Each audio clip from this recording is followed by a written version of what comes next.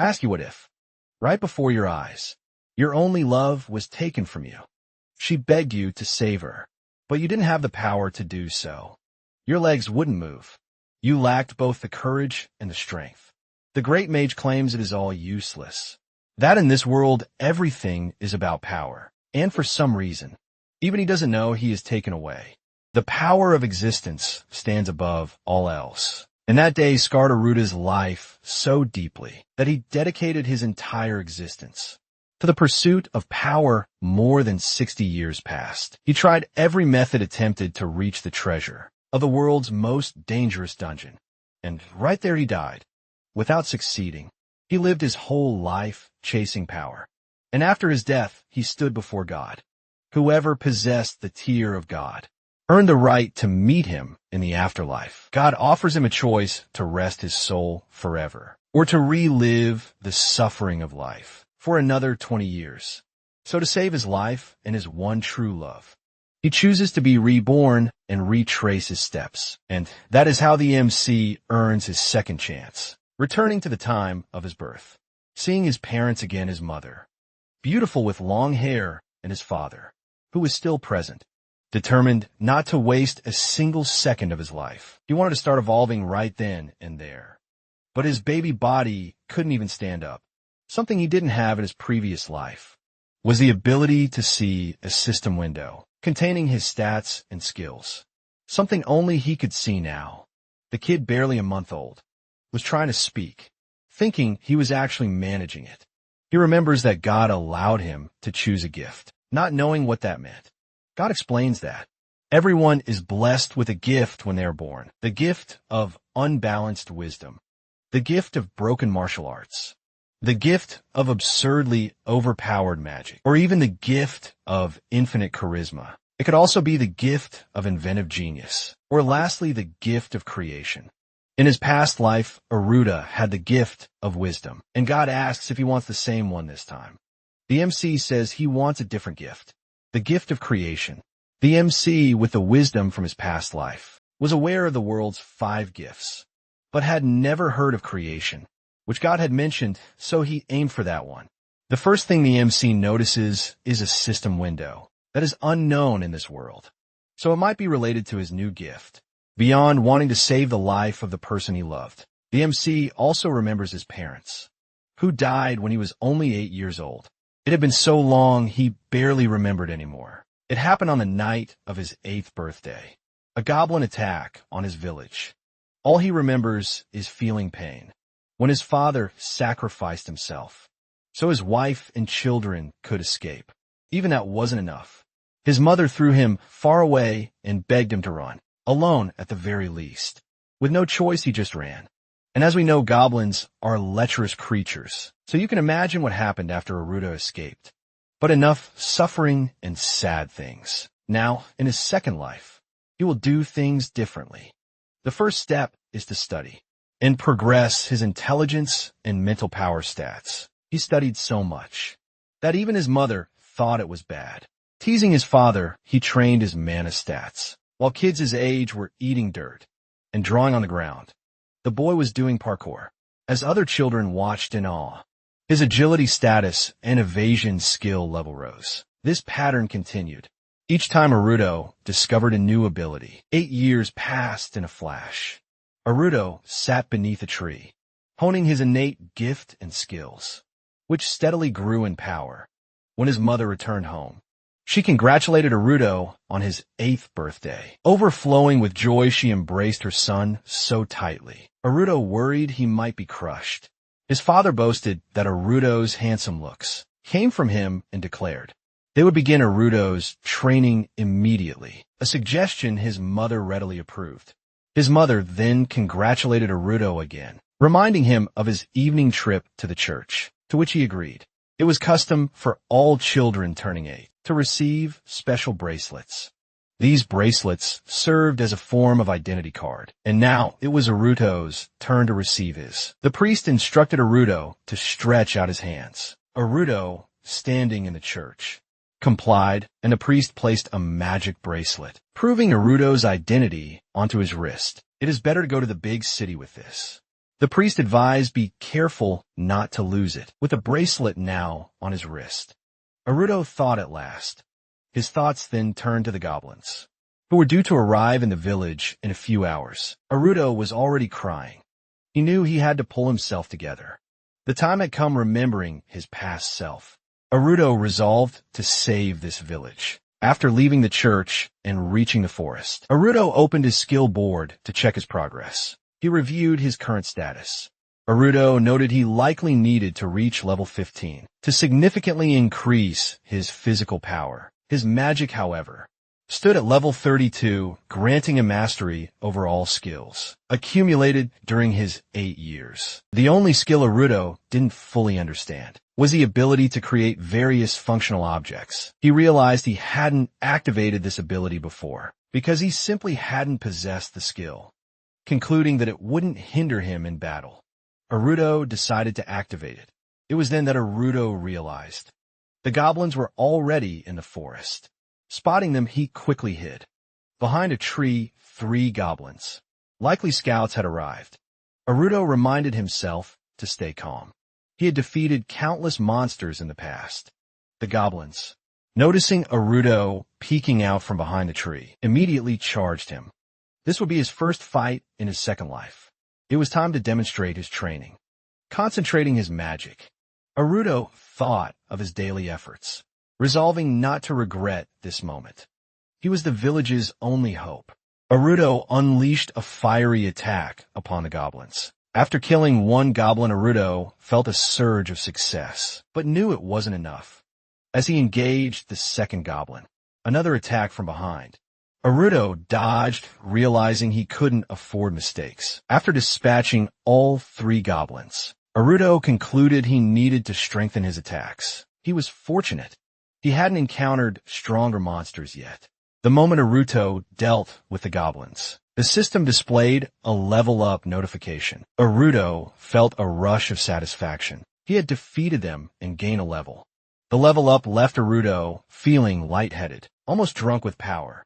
But then he spotted another goblin charging him. Sword in hand, the goblin managed to injure Aruto. Aruto wondered, was this truly a new wave of goblins? As he dealt with the immediate threat, Aruto glanced behind him only to find an entire horde. He had been caught completely off guard.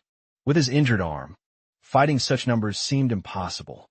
A familiar despair washed over him. Nothing had changed, no matter how he struggled. He couldn't change his fate. Aruto thought, a memory of his beloved flashing through his mind, but then a fierce resolve ignited.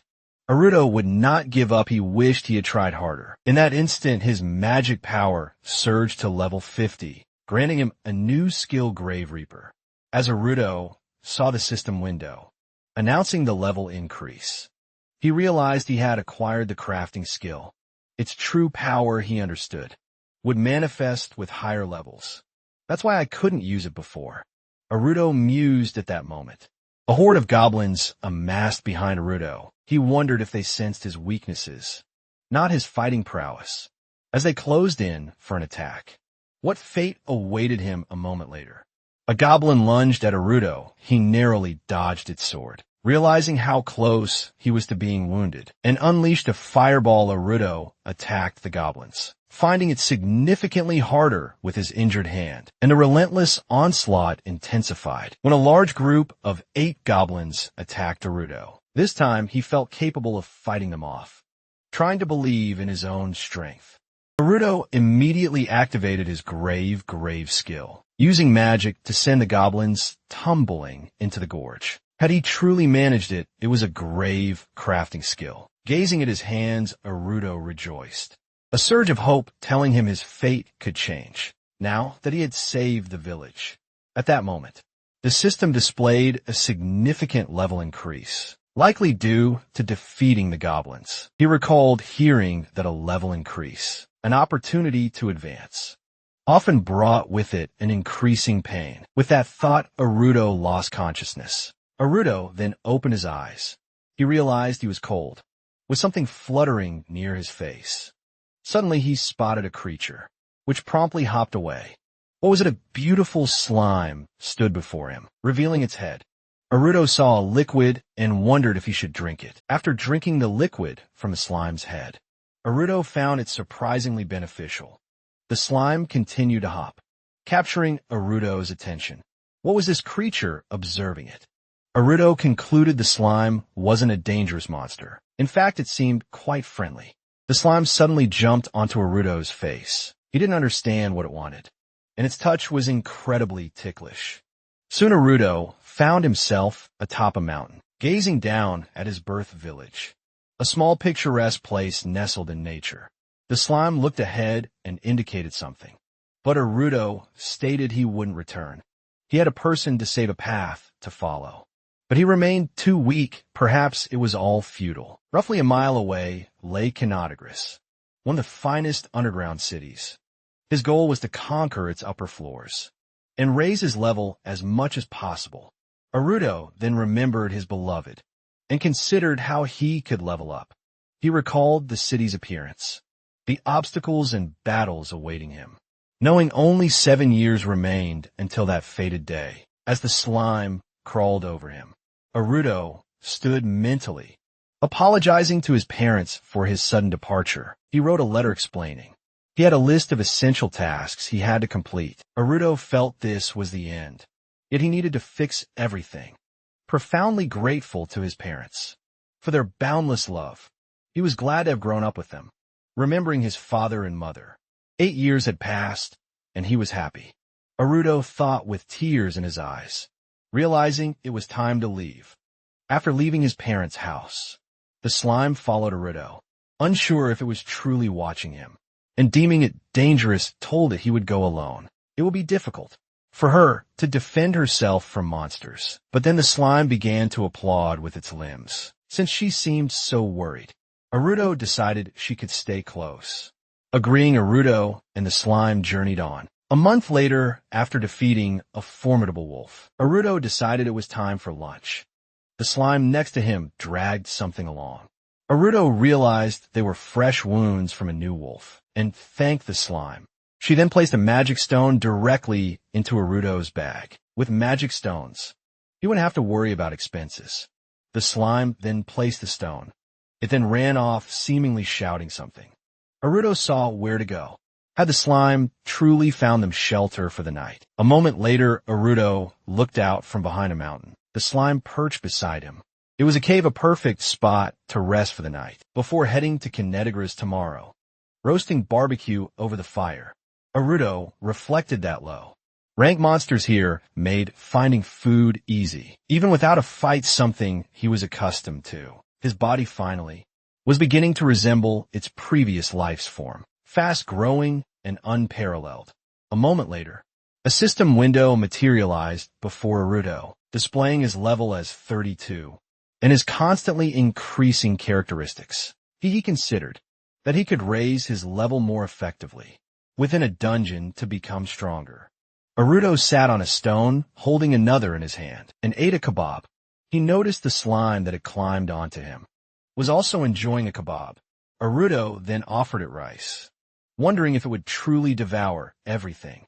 Smiling, Arudo considered what could inspire the slime, and looked forward to collecting magic stones. He was delighted to have met it.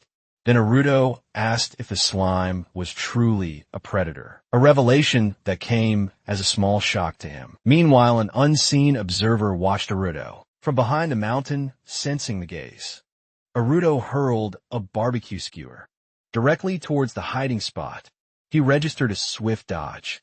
The next moment, Arudo realized the entity moved too fast to track, and a subsequent rapid attack struck him. He knew he wouldn't survive a barrage of blows. At that speed staring ahead, Arudo saw a demon, not a person. A thief, he surmised, here for his magic stones. Moments latte. The figure dropped directly in front of Arudo. She snatched his kebabs and, revealing herself as a girl, with both human and animal features, stood before him. Arudo stared at her, utterly taken aback. Arudo watched the girl devour his barbecue and asked if she was a monster. She replied that she was a magica and a traveler, then inquired about his identity. Arudo introduced himself. He privately noted that she didn't seem monstrous at all. In fact, she looked quite friendly. The girl met his gaze. Naruto commented on her very cute ears. He then revealed she was from the squirrel tribe, asking if he'd heard of them, only to immediately dismiss the question, saying she didn't care. Naruto simply regarded her with a questioning look. Moments later, the girl vanished from Naruto's sight, reappearing by the campfire where his food cooked. He promptly asked if Naruto minded her finishing it. Naruto, bewildered by her sudden movement and where she had appeared from, hadn't even heard a please. Meanwhile, the slime tried to snatch the shish kebab from the girl's hands. The following morning, Naruto awoke to find the girl following him. The slime perched on her shoulder. Naruto asked why. She retorted that Naruto was still a child, and since she needed to go to the cinema, she would follow him. Naruto then asked Majika if she herself wasn't a child. The girl replied that even if one looked like an adult, they remained a child. Naruto insisted he was already an adult, despite planning to go alone. It suddenly dawned on Naruto. Turning to Majika, he suggested they should go now. To make time pass faster, Naruto smiled at the girl, and she agreed moments later. Naruto pointed ahead, announcing he had spotted Kaneda. Greece City's landscape appeared before them, framed by a massive wall.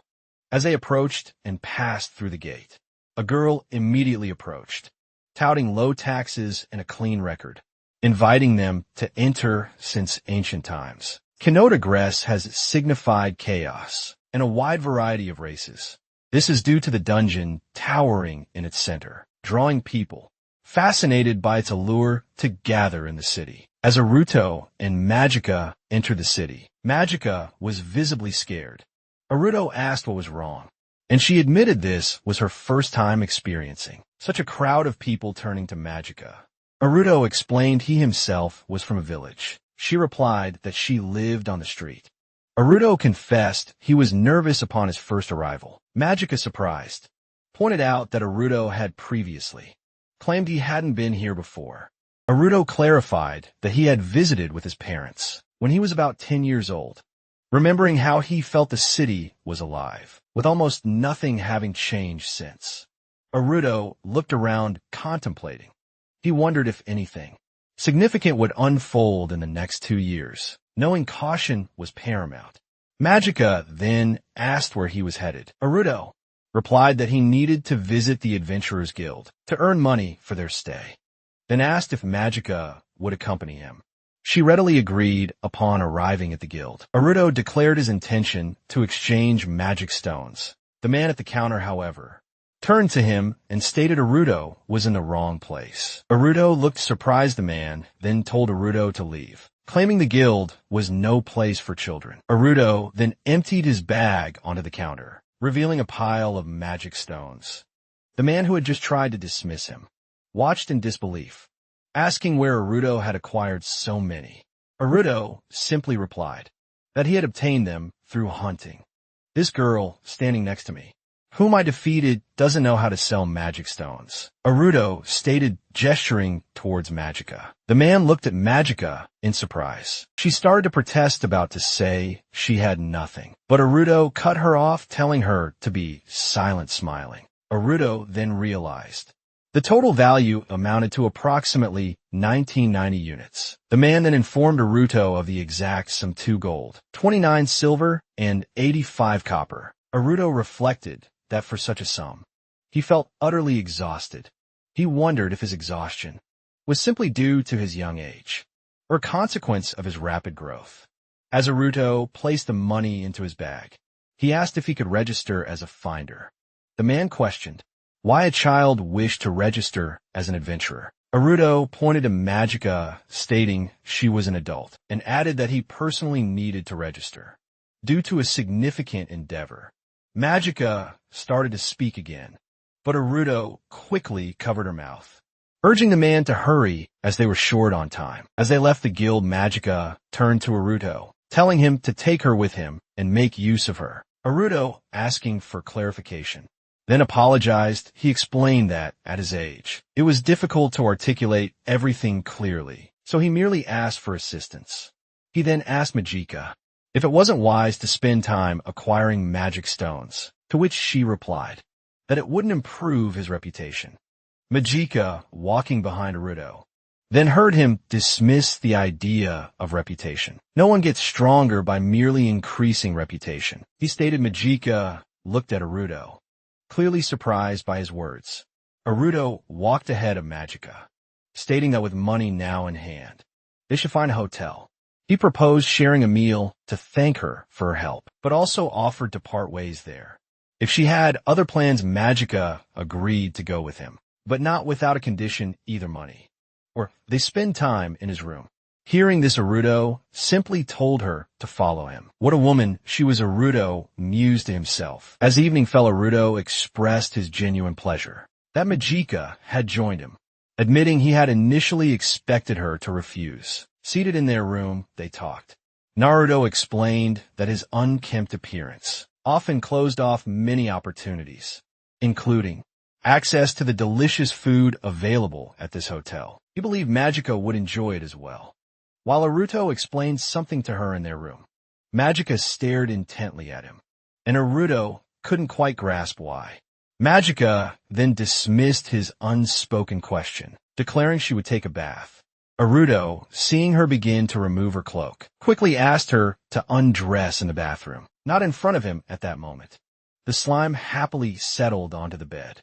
Clearly tired, Majika, standing in the bathroom, prepared to put on her clothes. Noting this was a new experience for her, stepping out of the shower, she decided she would go straight to bed and enjoy a hearty meal the next morning. Then she noticed Aruto practicing magic, realizing the sheer mana radiating from him. Such a feat was impossible for an ordinary person. Watching him sit on the bed with closed eyes, Majika pondered who Aruto truly was. She had traveled the world tirelessly, seeking someone specific, yet a few days ago, this guy had conveniently joined her. As she observed him, she saw strength beyond his years and skills she had never encountered. She needed to get closer to investigate further. It seemed he harbored a secret. Majika recalled everything Aruto had said, surprised by his mature demeanor and speech. Could he be the one she sought? The one destined to change this world? The star prediction foretold the hero would arrive in a girl's body, making it impossible for Aruto to be that hero. Still, as she gazed at him, Majika felt an undeniable premonition. Aruto would become the key to opening the doors of a new world, a feeling she had experienced before. The next moment, Aruto was fast asleep, utterly exhausted from his training. Majika, observing him, noted how he collapsed like a dead man. Once his mana reserves were depleted, why does he push himself so hard with training? She wondered, a sense of unease stirring within her. It almost seemed as if someone were chasing him. Someone watched them from the rooftop. A moment later, an intruder attempted to climb through the open window. Majika was surprised, wondering if it was truly a thief. His presence was barely detectable, suggesting a very low level. She could have driven him away, but she wanted to observe how Aruto would handle the situation. So Majika feigned sleep as the thief entered the room. He reached for Aruto stirring, reached behind him, then awoke and calmly greeted the intruder before him. The thief responded by drawing a knife and attempting to attack Aruto. Majika immediately sprang from her bed, shouting for Aruto to be careful. The knife froze inches from Aruto's throat. As the thief warned, "Don't move." The thief then stated that if Aruto behaved like an adult, he wouldn't be harmed. Majika and Aruto both demanded to know what the thief wanted. "Did you really want money? How did you even know about this place?" Aruto pressed, leaving the thief speechless. Instead of talking, Aruto attacked the thief. He unleashed an air cannon, striking the intruder. The force of Aruto's blow sent the intruder sprawling out the window. Majika looked at Aruto and asked if he was all right. He replied that everything was in perfect order. Watching where the enemy fell, Majika realized Aruto had used incredibly complex magic. The seemingly simple movement, such power could easily kill. Majika wondered how much Aruto must have trained to reach such a level at his age. She turned to Aruto to ask him, but he was already fast asleep again. Majika thought this boy was destined for fame. In many ways, She noticed a thief's knife lying near Arudo's bed. Later, after waking, the two went down to the tavern and began to eat. As various dishes were brought to them, Arudo asked Magica if she found the food delicious and if she was enjoying it. With her mouth full, Magica declared it the most delicious food she had ever tasted, her words slightly garbled. Arudo simply told her to eat and not rush. Soon after, they thanked the staff for the meal.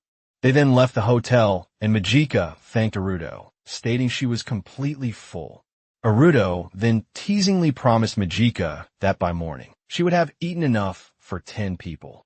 Magica then inquired about their next move. Arudo explained that while he initially planned to visit the dungeon, yesterday's unexpected visitor had changed his mind. He now held the thief's knife. Contemplating where else to search, Arudo proceeded to the guild, greeting those seated near the entrance. Again, 2 men watched him. One, the merchant who had bought Arudo's magic stones, recognized him, asking if he was indeed the young man from yesterday. Arudo in response asked, "Are you appraising magic stones today?" The man explained he was speaking with the boss, and asked Arudo to return later if he had business. Arudo replied that this was fortunate timing. He also wished to speak with their superiors, adding, "Could it be that there's a thief in the guild?" The boss, gazing at Arudo, asked for clarification and further details. Arudo explained that a suspicious individual had entered their room the previous day while they successfully scared him off. The intruder's target was clearly the money from the magic stones sold to the guild. The criminal hadn't rummaged through the room. He knew precisely where the funds were kept. Otherwise, he wouldn't have known to search in Arudo's bag. In other words, Arudo concluded, the robber could only be someone present in the guild. During our transaction, finishing his explanation, Arudo looked at his superiors. The boss acknowledged the high probability of Arudo's deduction. Turning to Lion, who sat directly opposite him, the boss stated that Lion was responsible and asked if he'd noticed anyone suspicious. Lion replied vaguely, "I wouldn't even know, maybe. Maybe not." The boss pressed him to speak more clearly. Arudo silently observed the exchange. Finally, Lion reported that he hadn't seen anyone suspicious. Arudo, pointing to Magica, revealed that she had, in fact, managed to brand the criminal during their encounter. Magica looked surprised by Arudo's words. Arudo then requested that, if the boss noticed a man with a magic sign on his hand, he should be detained at that moment. Lyons suddenly lowered his sleeves, handing the dagger to the boss. Arudo mentioned the thief had also dropped it. While a fine weapon, it should be handed over to the gendarmes as evidence. True, it will assist them in the search for the thief. The boss replied, examining the dagger. Suddenly, Lion interjected, asking the boss if Arudo could keep the dagger. He argued that rules allowed victors to claim spoils from defeated opponents, and it seemed a shame to part with such a fine weapon. The boss began to agree, but before he could finish, Lion had already approached Arudo. He pressed the dagger into Arudo's hand, extolling its quality, and urging him to guard it carefully, speculating it was quite valuable. Arudo tried to push Lion away, clearly displeased by the turn of events. The boss then insisted on calm transactions, stressing the need for reinforced security. Lion, claiming full understanding, asked the boss to rely on him afterward. Arudo and Magica departed.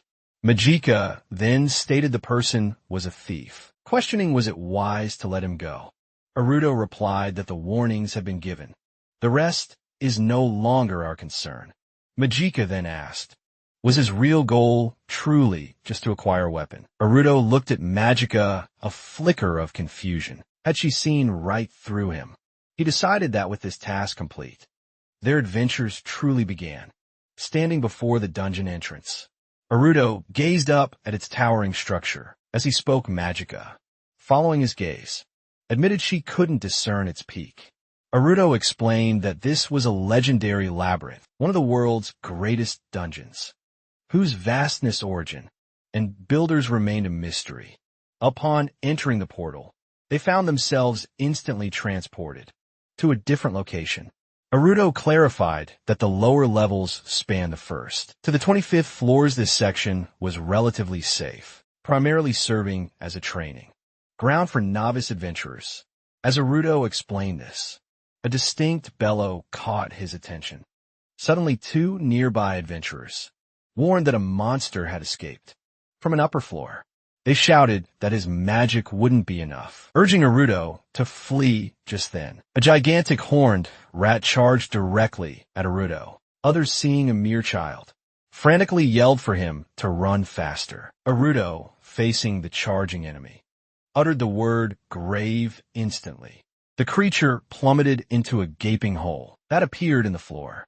Arudo realized he had miscalculated. He had overexerted his power and risked harming those around them. Magic appeared down astonished, along with everyone else who couldn't comprehend the sudden appearance of such a massive hole. While some suspected an earthquake, no tremors were felt. Arudo quickly claimed that the floor had simply collapsed. Seemingly by ill chance, the chasm was deep enough that he yelled for everyone to be careful. As they scattered, Magica asked, "Why didn't you say that was your doing?" Arudo replied that they wouldn't have believed him. Anyway, it was better to hasten to the upper floors, starting from the 26th floor. The dungeon reached an intermediate difficulty level, where the true maze was said to begin. Moments later, Magica faced a bear. Arudo watched impressed as she defeated it with a single blow. Sitting beside the carcass, Magica brushed off the compliment, pointing out that Arudo had fought as well. Drawing the blade from his belt, Arudo decided it was time to test it. The system immediately reported a skill increase, dexterity plus 110.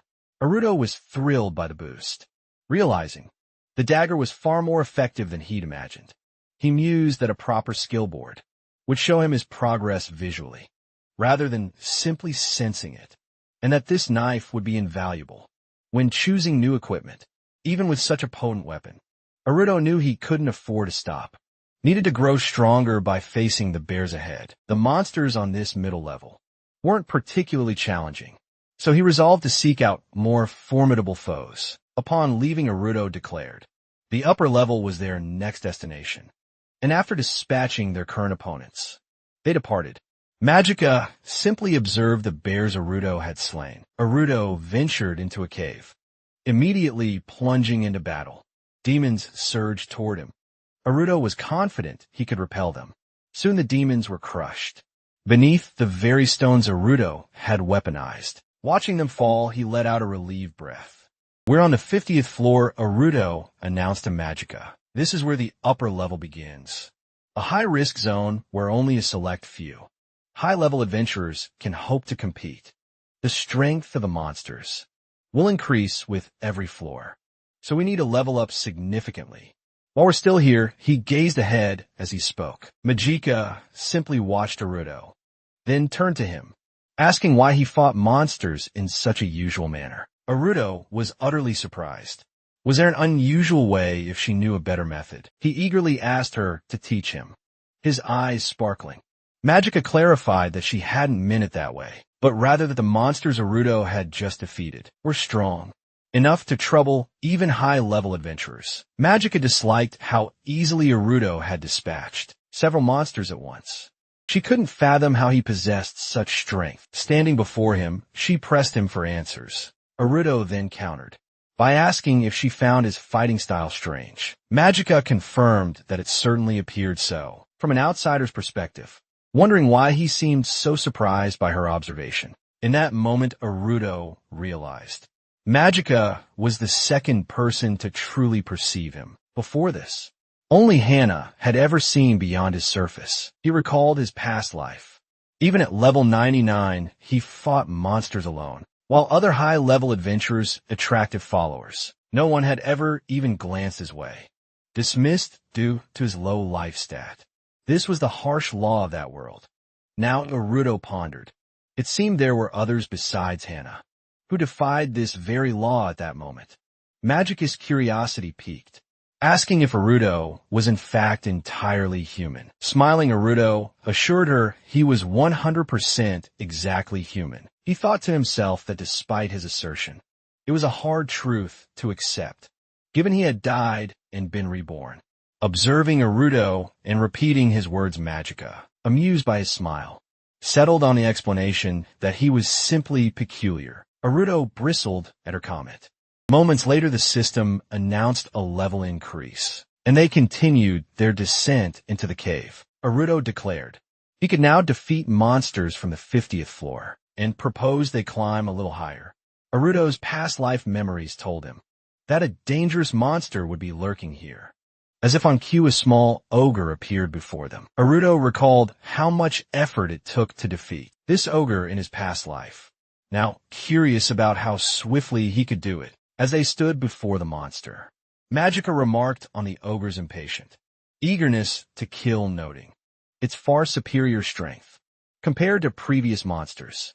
Turning to Aruto, she offered to attack from the rear. Aruto refused, declaring he would fight the monster alone. Magica, upon hearing this, worried Aruto was not thinking clearly.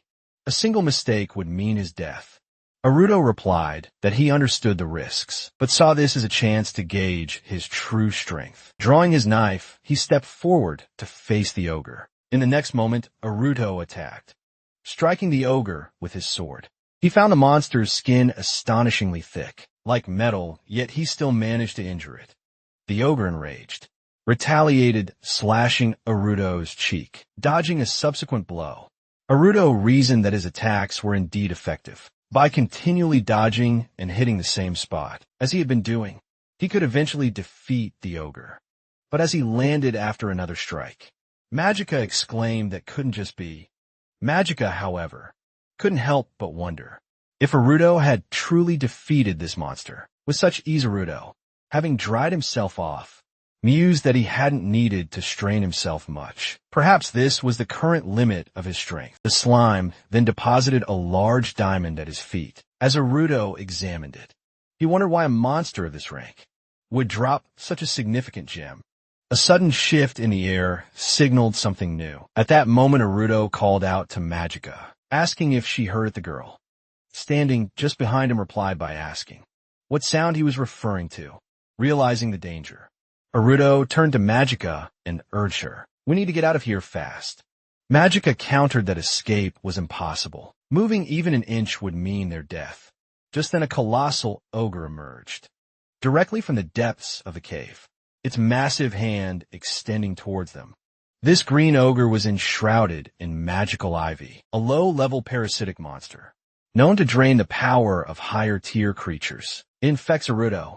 Facing the ogre pondered its presence on the 70th floor. Typical ogres only began to appear 10 floors higher. Aruto wasn't even fully confident he could defeat a smaller opponent. Yet now a massive ogre stood before him. As he placed the slime back into the bag, he glanced at Magica, insisting they seize the opportunity to escape. Magica, however, flatly refused.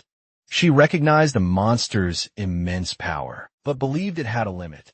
Activating her gloves, she prepared for battle. She had tirelessly trained to become a worthy partner for the hero she had sought, having long considered herself unrivaled. Yet upon meeting Aruto, she finally understood.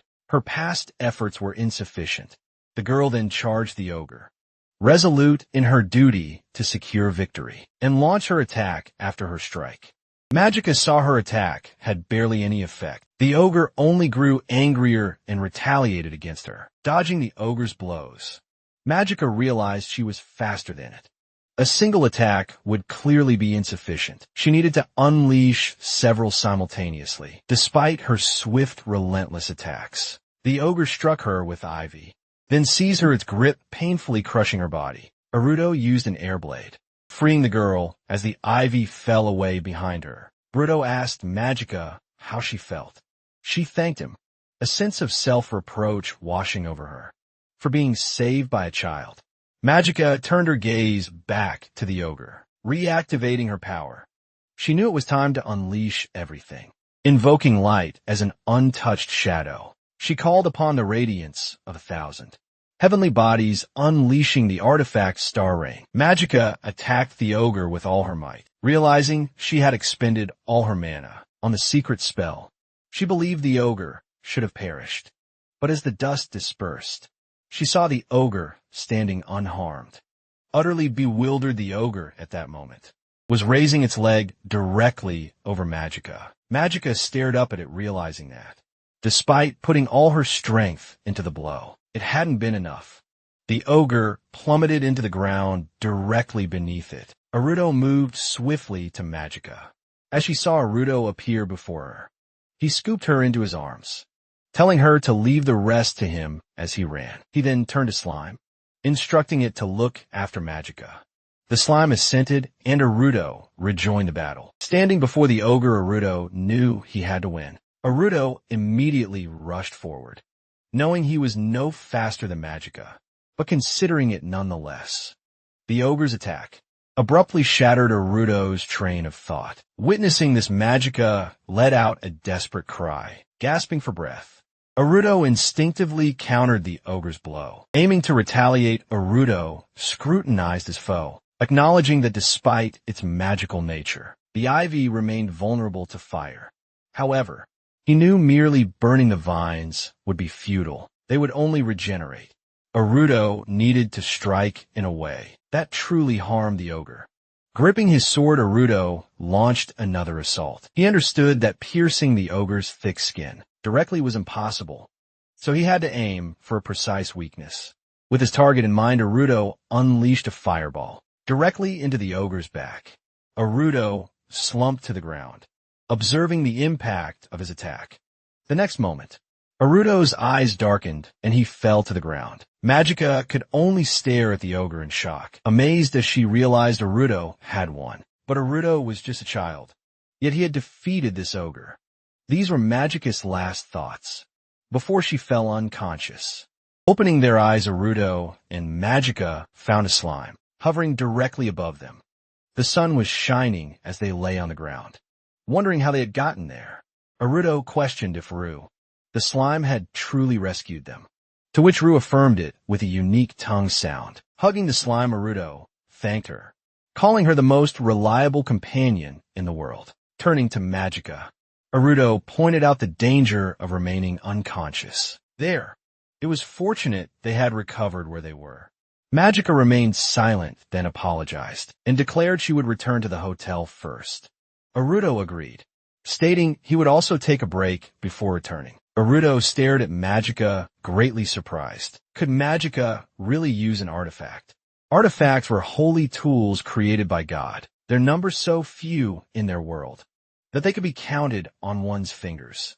The artifact Magica used was called Star Rain. Aruto recalled that if his memories from his past life serve him correctly, the owner of this artifact would die in 7 years. It was night. Aruto, sitting in the bathtub, realized Magica had possessed an artifact's magic all this time. The artifact, known as the Hand of Justice, designated its wielder as a person possessing 2 specific traits, classified by the Vatican as criminal element number 5, macchia exterra.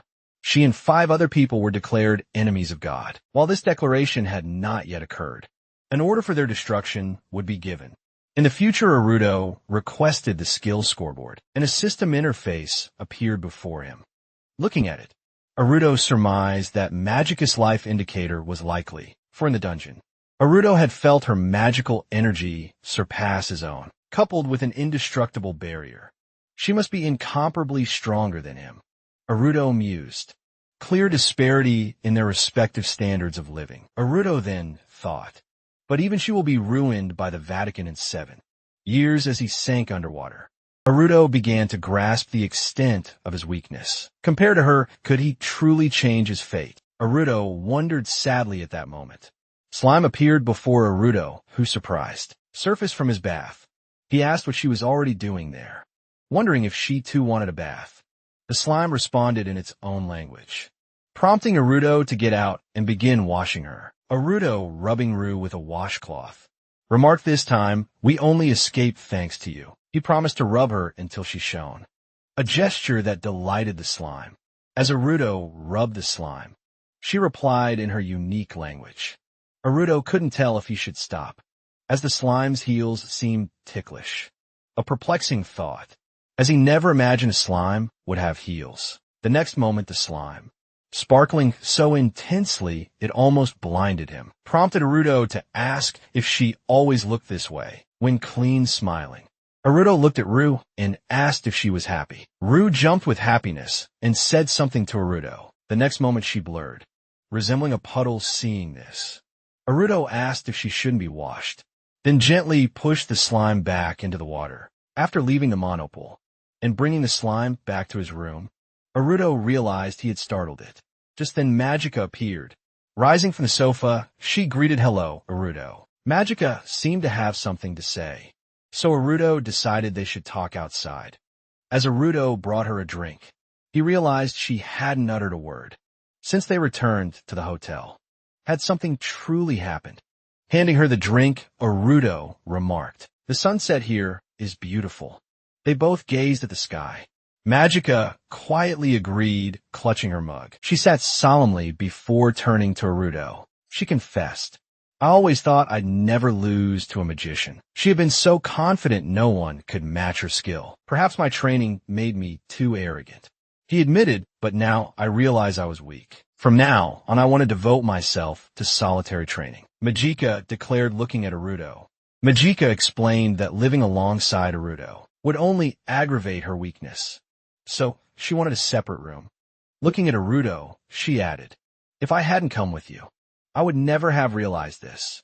Then thanked him, she vowed, "Next time, I definitely won't lose to you." Turning to Aruto once more, she challenged at our next meeting, "I'll try to become stronger than you."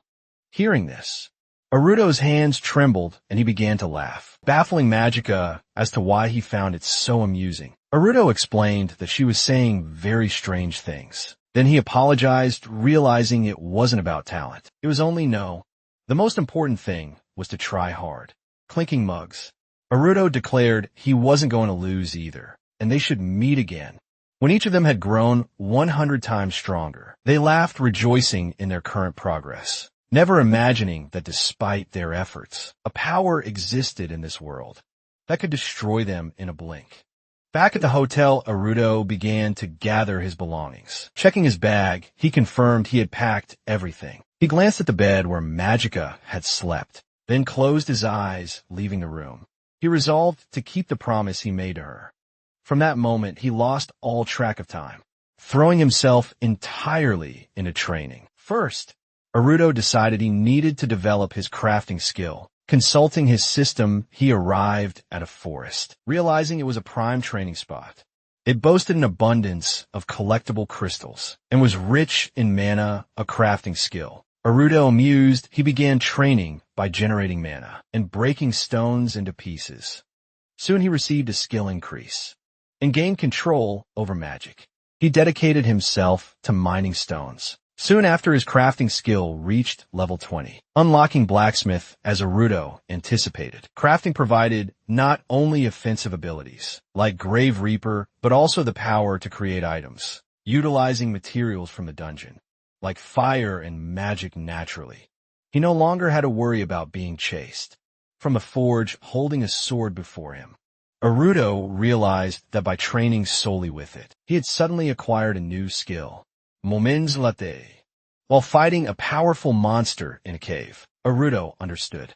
It was too early for him to advance to the next floor. Soon after, the system reported, Aruto had acquired the skill Art of the Blade and surpassed level 40, a new skill, Two-Handed Style, unlocked. Seeing this, Aruto drew his sword and wielded it against his opponent. After the battle, his level immediately increased. Aruto realized that by using Grave Reaper, Typhoon, and other attacks, the Grave Reaper's level rose. He combined it with magic, gaining not only control over the created fissures, but also high lethal potential.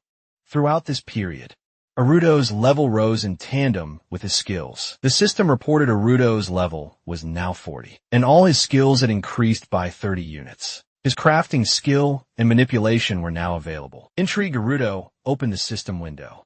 It described manipulation as absorbing a portion of mana to move an object in a desired direction. Aruto pointed his hand at a stone and activated manipulation.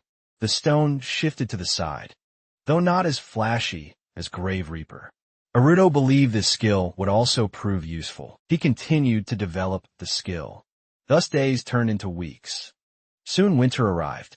Walking through the city, Aruto overheard the townspeople's chatter. He heard something entertaining.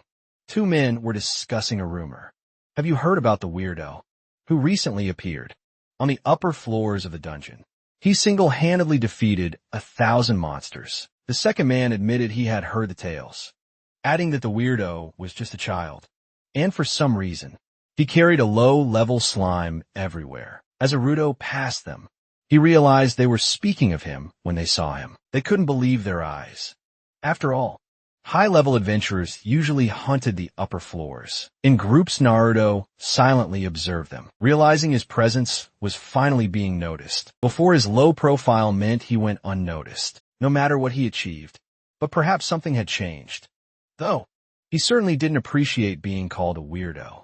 Aruto mused, glancing at the strangers. Later at the hotel, Aruto informed the owner that he would be heading back to the dungeon tomorrow and wished to vacate his room for 2 or 3 days. The owner cautioned Aruto to be careful, then casually asked if the girl, who was previously with him, was all right. Hearing the question, Aruto realized he hadn't seen Magica since they rented separate rooms. The owner then mentioned that the girl hadn't returned for several days, which was starting to worry her. Upon hearing this, Aruto clutched his jacket, initially thinking it's Magica. There's nothing to worry about. But a prickle of discomfort still ran through him. Just then a knight on horseback rode into the city. Everyone who saw him remarked that the Vatican had summoned its knight, finding it quite impressive. Aruto heard this, bolted from the hotel, and the owner called out asking what was wrong. Aruto didn't answer, his mind racing with how the future he remembered was now at odds with reality. Then he understood everything was right. His changes had also affected Magica. But why hadn't he considered that? Aruto's thoughts spiraled. Had the Vatican already ordered Magica's destruction? What if the future, where she was executed, would arrive now? Aruto could only think and pray that Magica was all right. As he ran past a carriage, someone within watched Aruto from the window, musing what a clever boy he is.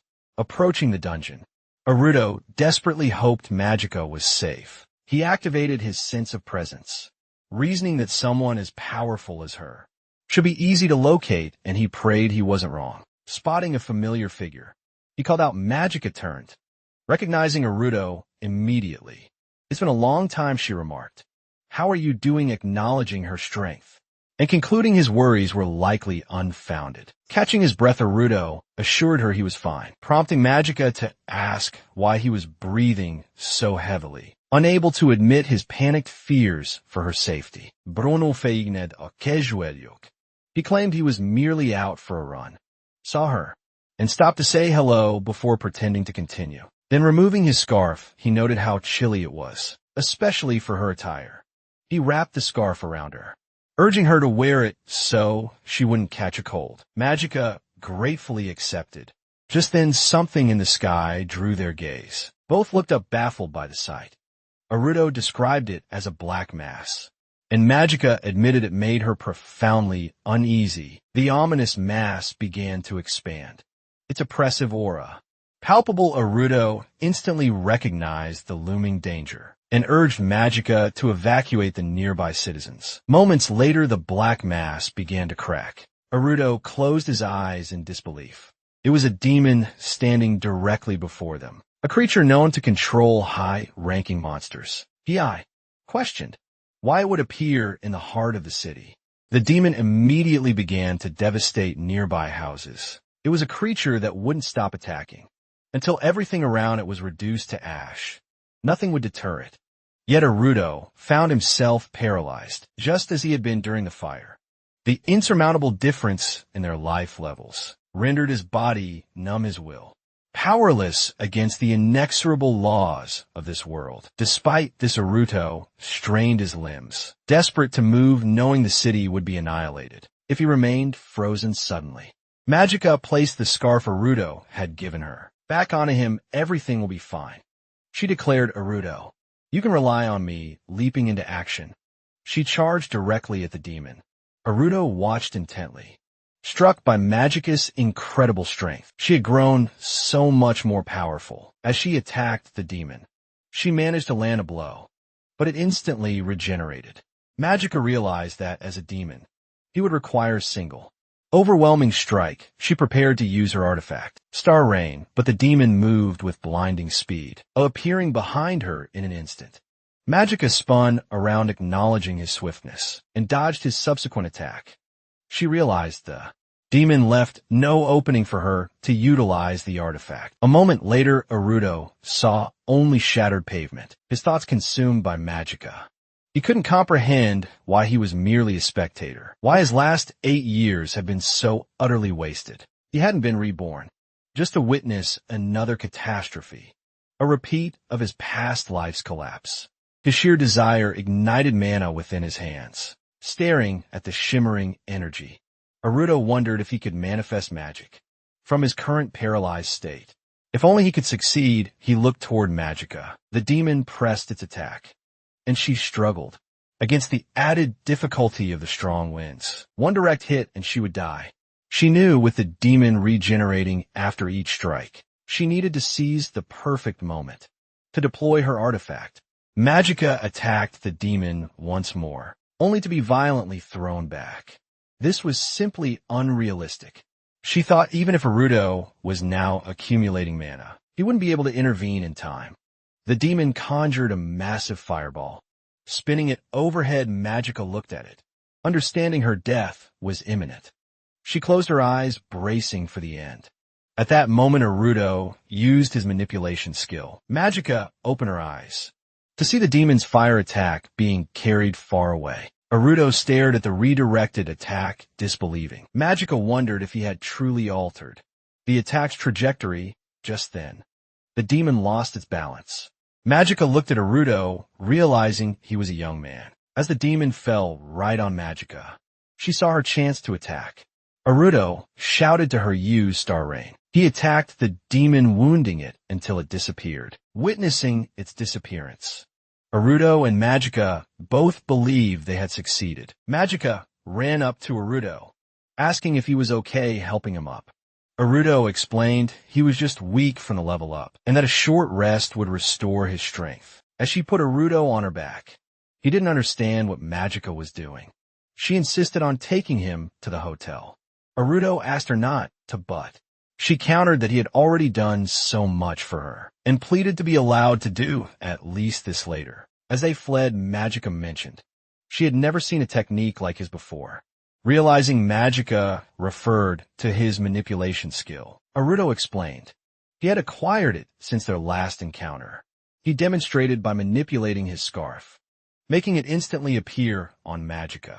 Magica, seeing this, asked if he had done that. Arudo replied that he could move objects at will, using mana. Thus he could change the direction of wind attacks, block and redirect defenses. And with training, one could control opponents like puppets. Magica declared it an incredible skill. Arudo, however, explained that he couldn't move while using it, and would never have defeated the demon alone. He then credited Magica with saving the city, addressing her directly, blushing. Magica said she thought they both tried. Arudo chuckled. In response, a thought struck Arudo as he recalled the demon's last defeat. If these incidents continued, the city would be obliterated. He realized he didn't recall hearing about such an event before, which meant someone must have defeated it. Who could be strong enough to defeat such a demon? Arudo pondered just then. He sensed an aura and asked Magica to stop as they ran across the rooftop. Magica, turning to Arudo, said they hadn't reached their destination yet. But Arudo insisted they stop now. Suddenly Magica stopped, halting mid-stride on the roof. Arudo looked down and immediately recognized the figure. His black clothes, the oppressive mana radiating from him, as if he wasn't from this world. This was the magician who had killed Hannah in a previous life. The man standing directly before Arudo was Gamagen, who stood there looking away.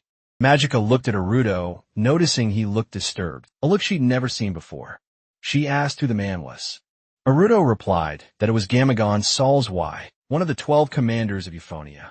Hearing this, Majika thought that even she had heard of him, for Gamagon was known as the strongest magician in the world. As she pondered this, Aruto began to gather his magic, prompting Magica to ask what he was doing. In a fit of anger, Aruto stated it didn't concern her, for he had to kill this magician. Magica stopped Aruto, asking if he truly intended to fight in such a state. Aruto was already looking at Magica, who grabbed his hand and told him he was too weak after his level up and would be no match for this magician. Aruto only asked her to let go. Magica in turn urged Aruto to calm down and sit. Didn't he understand he couldn't win now? She shouted, trying to reason with him. Aruto calmed down, realizing Magica was right. In his current state, he couldn't defeat the magician. Leaning on the rooftop, Aruto felt a wave of depression. Meanwhile, the magician stood observing his invention. A man beside him then asked what it meant, that he had summoned the demon, and if he, Mr. Gamagen, was indeed responsible. Gamagen replied that it was true. He had acquired a rare summoning artifact and simply wanted to test it, but it proved useless. The artifact could only summon a low-ranking ogre, breaking the artifact in his hands. He stated, unfortunately, before I had a chance to intervene, someone had already defeated it without difficulty. The man behind the magician pointed out that the strength of even such a weak demon was enough to destroy a small state. The 12 commanders of Euphonia obey only royal orders. Their duty is to protect the country. Such an act is simply unacceptable. At this moment, Gamagen looked at the man, lifted him, and bound his neck with magic. Gamagen asked the suspended man why he felt the need to voice his opinions on such matters surely he hadn't considered. It might be in his best interest to keep his opinions to himself. Gasping for air, the man apologized profusely. The young man plummeted to the ground. The magician then ordered his carriage, declaring his intent to return to the capital and continue his research. At that moment, a subordinate addressed Gamagen, asking if he still hadn't found the one he sought, and if he truly intended to leave things as they were. Gamagen replied that the person wasn't in the city. As he entered his carriage, he mused that upon seeing Aruto and Magica, he believed Makia would unleash terror. He hadn't expected to find one of the Vatican's enemies. In such a place, Aruto and Magica were struck with horror by the man's gaze. The magician, meanwhile, speculated that Makia must have been the one who defeated the demon. Deeming her strong, he envisioned acquiring wonderful ingredients from her body parts. Gamagen considered what he could do with the girl then, but halted his thoughts, realizing no orders for her destruction had yet been given. Going against the king would jeopardize support for his experiments, a risk too great to take, the magician concluded. Thus he instructed his coachman to depart, confident they would encounter the girl again. As the magician's carriage departed, Aruto and Magica watched it go, realizing how deeply the magician's stare had unsettled them. Magica voiced her fear that he would surely kill them. She then recalled he was a commander from Euphemia, and looking at Aruto, asked how he was. Aruto gazed at the floor, musing on his own foolishness, forever believing he could fight such a monstrous magician. Vowing to himself, he resolved to be stronger than Gamagen. When they next met a few days later, the Lord of Canodagris expressed a desire to publicly thank Magica for exorcising the demon. Magica refused, however, asking if they had forgotten about Aruto. The officials, however, were unwilling to acknowledge that someone of Aruto's low social standing could possess such power. After that, the lords seemed to give up. As they walked through the city, Aruto questioned Magica, asking if she truly didn't want the recognition. Was she certain they discussed this? Magica, confident in her stance, expressed her frustration that no one wanted to acknowledge Aruto's power. Aruto replied that nothing could be done, as in their world, everything was decided by one standard of living. Smiling and looking at Magica, he silently reflected that only she and Hannah seemed to ignore this societal rule. He then advised Magica that rather than worrying, she should devote herself to training. Magica, hearing Aruto speak with such conviction, wondered if everything was truly all right with him. Aruto mentioned He was thinking of dropping into the dungeon again. Tomorrow at that moment. They passed by a man who was watching them carefully. Aruto stopped and turned to him. Magica asked what had caught his attention. He replied that the man's face seemed familiar. Aruto saw the same man who worked in the guild, now sitting on the asphalt. It was Lion, holding a sign that read needed warmth and affection. Lion, seeing Aruto, a guild employee, was surprised and immediately recognized him. He shouted, "It's you. Don't you remember me, Aruto?" Clearly showing his dislike for Lion. Claimed he had never seen him before. Lion, of course, didn't believe Aruto, stating his face was unforgettable. He explained his dire situation, hinting that financial support would be greatly appreciated. Aruto and Magica simply walked past. Aruto, turning to Magica, inquired about the dungeon floor she was training on, deliberately ignoring Lion. Suddenly Lion threw himself at Aruto's feet, pleading for money. Exasperated, Aruto tried to shake him off, demanding to know why he was so persistent, and if he had no shame begging strangers for money. Undeterred, Lion addressed Aruto and Magica, declaring his belief in their potential. They remained silent, simply staring at him. Lion, pointing to himself, then proposed they form an adventuring party. He offered a fresh start, formally introducing himself as Lion. To Aruto and Magica, as an adventurer himself, he proposed they work together. Another pair of hands always comes in handy in battle. Besides, he added, asking them not to be surprised. I'm a hero, it's a mega rare profession. Aruto, smiling thinly, told Lion he didn't agree with the proposal. Lion couldn't understand Aruto's objection. Aruto mused that while a hero was rare, he doubted Lion would be useful.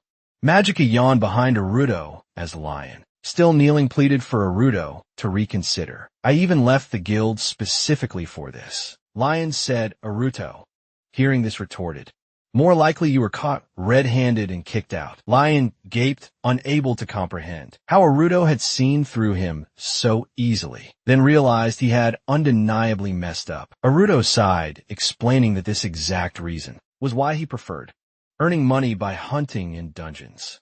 Suddenly Lion was practically jumping on Aruto again, begging to be taken into their party. Magica finally lost her patience. She handed Lion half a loaf of bread and told him he was getting on everyone's nerves. Lion dropped to the ground, slumping behind them as Aruto and Magica walked away, conversing quietly. Magica informed Aruto that she was hungry. Aruto replied that he had recently discovered a good place and offered to take her there. A few days later, deep in a dungeon, Aruto battled numerous foes. After defeating them, his level rose to 42, and his passive blade skill increased to 43. He noted that the blade he had forged was proving to be exceptionally good, even after several more days. Lion hadn't stopped chasing Aruto. Aruto, however, was already considering ascending to a higher floor. Suddenly, Aruto heard frantic shouts and the sound of running. Lion burst into view, pursued by a pack of wolves, screaming for help. Aruto was utterly surprised to see Lion there. Lion immediately begged Aruto to get rid of the pursuing wolves. Aruto then used his magic, telling Lion to duck, before unleashing a burst of flame upon the attacking wolves. Witnessing the display, Lion exclaimed, "That was incredibly cool." Aruto rushed over to Lion, who was already on his knees, profusely thanking Aruto for the rescue. Lion explained he had been following Aruto and inadvertently found himself on the upper levels. Aruto chastised him. Beginners have no place here. Lion reiterated his desire to form a team with Aruto, and Magica. Aruto, exasperated, demanded to know how many more times he had to repeat. That Lion would only get in the way. Aruto stated he didn't have time to mess with him. Still on his knees, Lion quietly apologized to Aruto. Aruto, turning away, told him if he understood, he should have returned sooner. Just then a wolf lunged at Lion. Aruto, seeing this, swiftly attacked the wolf directly in front of him, then turned to the wounded Lion, asking if he was alive. Aruto, kneeling beside him, found himself unable to believe what he saw. He was plagued by the thought that this was Aruto's fault. If Aruto had accepted Lion, He mused this wouldn't have happened, as Lion lay wounded on the ground. As soon as Lion heard Arudo's words, he instantly sprang up, asking if it was true that Arudo might accept him. Startled Arudo, still asking if Lion was alive, watched as Lion rubbed his neck, and casually admitted he hadn't mentioned it. But he was a vampire. Arudo was utterly stunned by this revelation. Vampires, a race often said to possess immortality, are known to hunt under the cover of night. Humans fear them as much as any monster. But Arudo, pointing at Lion, asked if these claims were true. Lion replied that vampires were not so different from humans, explaining that the horror stories were human fabrications. Their bodies, he clarified, were similar to human ones. Those serious wounds could be just as fatal. Lion then explained to Arudo that he was special and invulnerable. Hearing this, Arudo wondered if this invulnerability meant he possessed the ability to regenerate. Arudo then asked how Lion sustained his injury. Lion replied it was a long story, adding that he also possessed high pain resistance. Arudo pressed him to tell the story and inquired if such an ability could be acquired. Lion explained that no one, regardless of race, could simply earn this ability, nor did he acquire it through his own efforts. He added that if he told Arudo, he wouldn't believe him. Lion then revealed he wasn't from this world. Arudo was astonished. Lion explained that he once lived in another world, Japan, as an ordinary person. He died in an accident, but was reborn in euphony. During his final moments, a terrifying fear consumed him. Lion desperately prayed not to die, only to awaken in a new world, inhabiting a body that knew no fear of death. Hearing Lion's story, Arudo mused that others must have experienced similar rebirths. Ryan then clarified that his pain resistance hadn't appeared immediately. He gained this ability in the early years of his new life. At first, this new world seemed a dream come true. A vampire race, a body immune to the fear of death, and even the profession of a hero. Lion felt like the protagonist of some grand tale. However, that feeling evaporated a few years later. A vampire hunt began in Fortinia, driven by the teachings of the church. And Lion witnessed his parents' brutal murder. As he couldn't be killed, they seized him and brought him to the church as a heretic. There, in the name of divine justice, endless commenced. Lion's body wouldn't die, yet he felt every ounce of pain.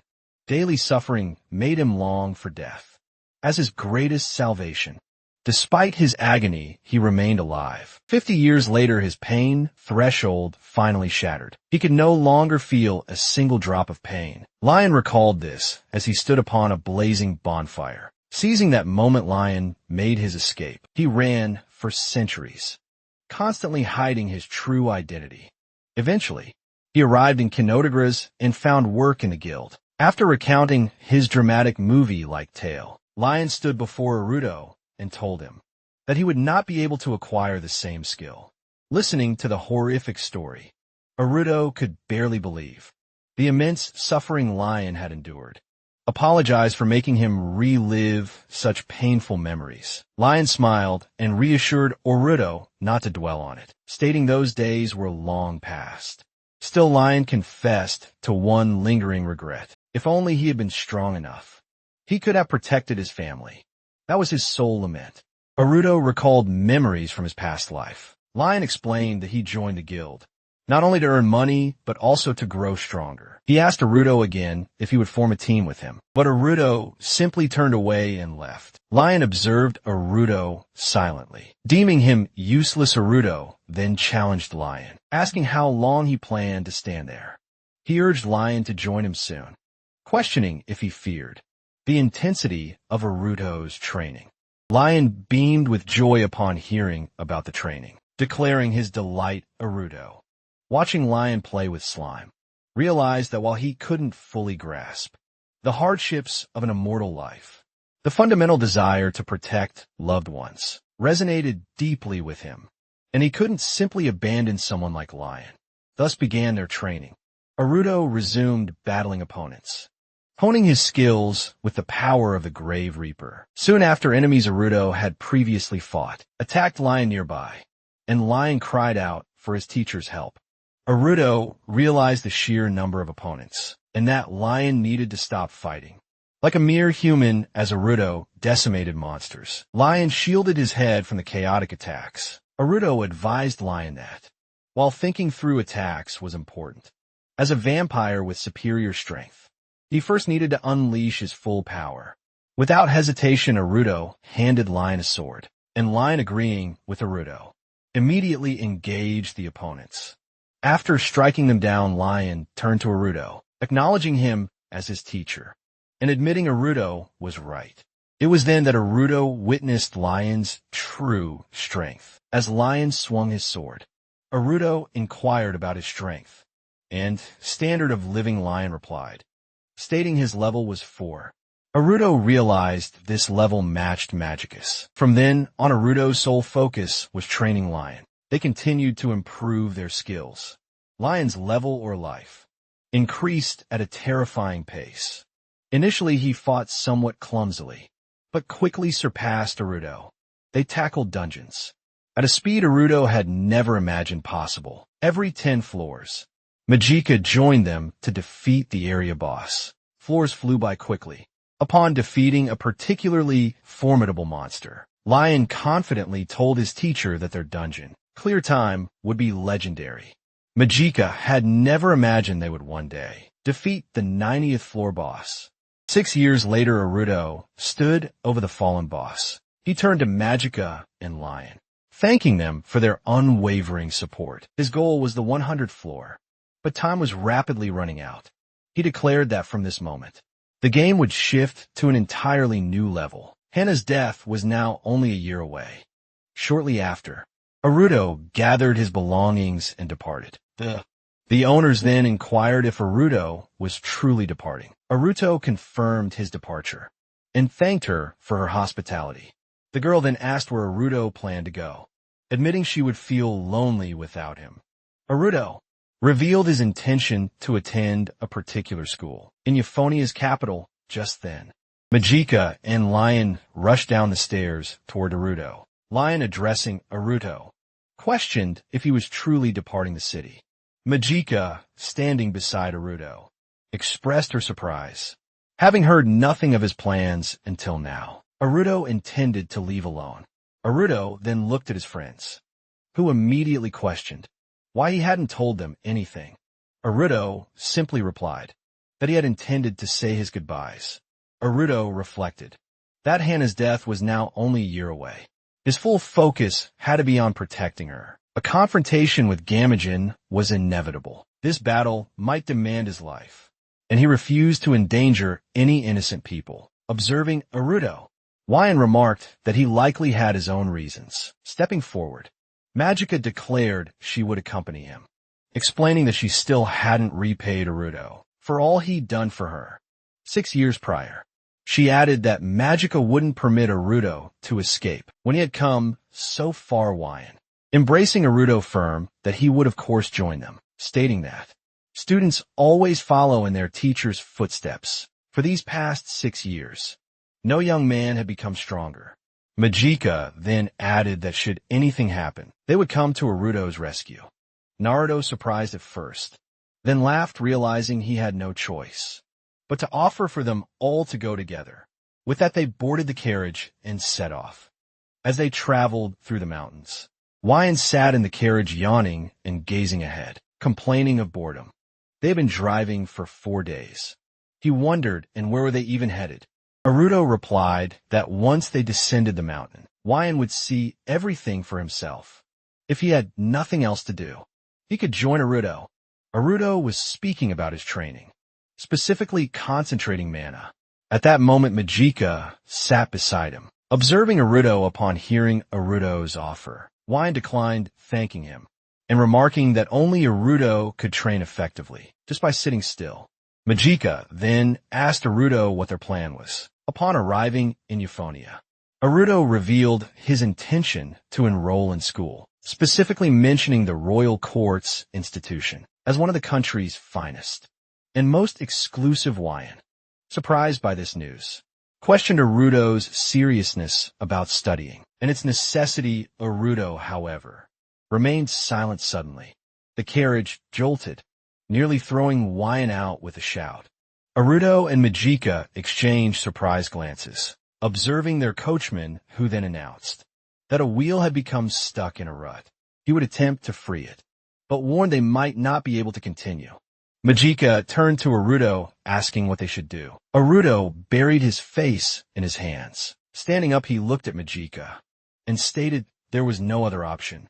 They would have to walk. Wyan interjected, assuring Aruto that wouldn't be necessary, and that Aruto should rely on him instead.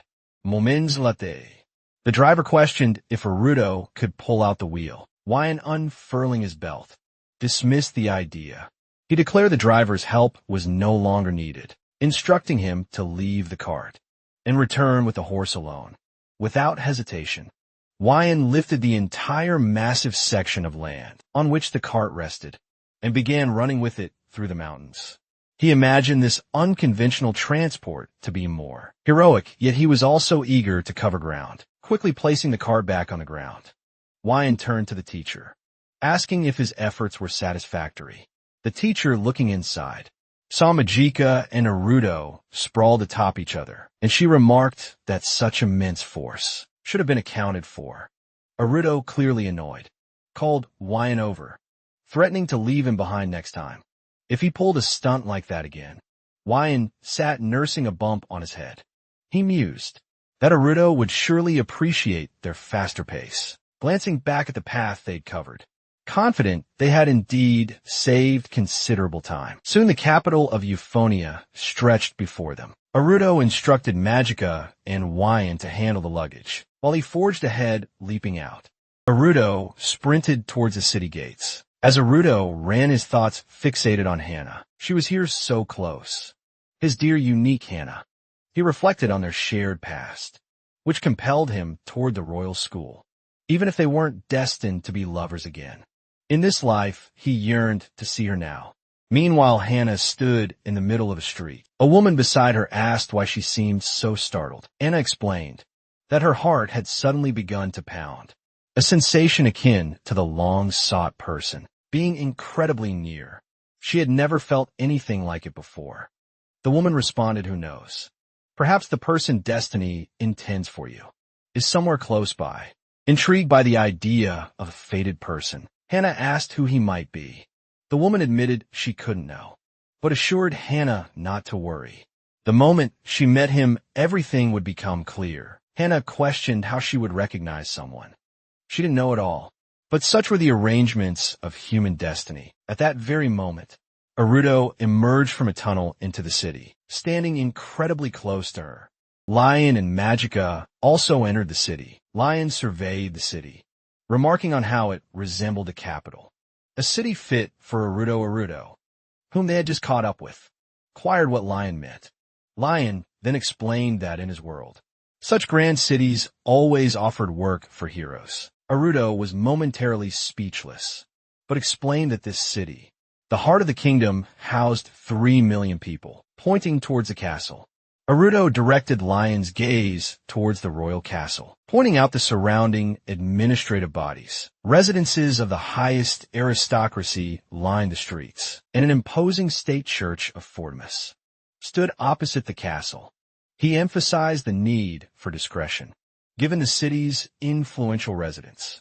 Moments later, Lion spotted Fortimus within the church and declared his strong aversion to approaching her. After checking into a hotel, Aruto inquired what Majika and Lion planned to do, as he intended to begin preparing for the royal school's entrance exams. Lion expressed surprise at the existence of an entrance exam. Aruto clarified that it was only natural, given the school's reputation as the best in the country. The city boasted a guild and a dungeon, albeit smaller than those in Kinotagras. Aruto mused that finding adventures shouldn't be an issue for them. Aruto informed them he'd shared his lodging details, urging them to call if they needed anything. Lion confirmed everything was fine. After exchanging glances with Majika, they left Aruto alone. As Aruto approached the Royal Court School for its admission campaign, he considered the sheer number of applicants.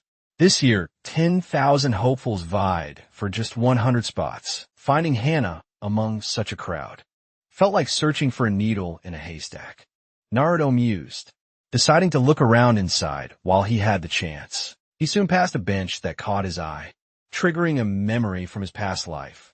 It was a spot he and Hannah frequently shared. 70 years had passed, Naruto realized, and he resolved that if he succeeded, he would surely find her suddenly. Something caught Naruto's eye. He saw Lion, pleading with an admissions committee member, asking if she could turn a blind eye. The girl, however, explained that she couldn't.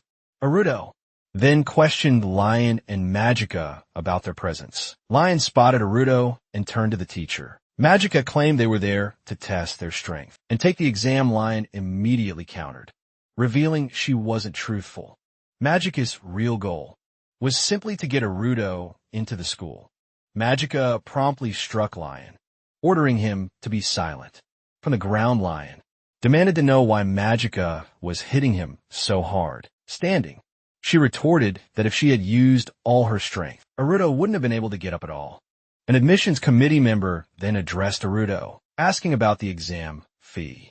Hearing this, Naruto looked genuinely surprised by the requirement. Lion, still on the ground, explained they lacked sufficient funds and had attempted to negotiate. Naruto immediately asked, "What happened to the money you'd accumulated?"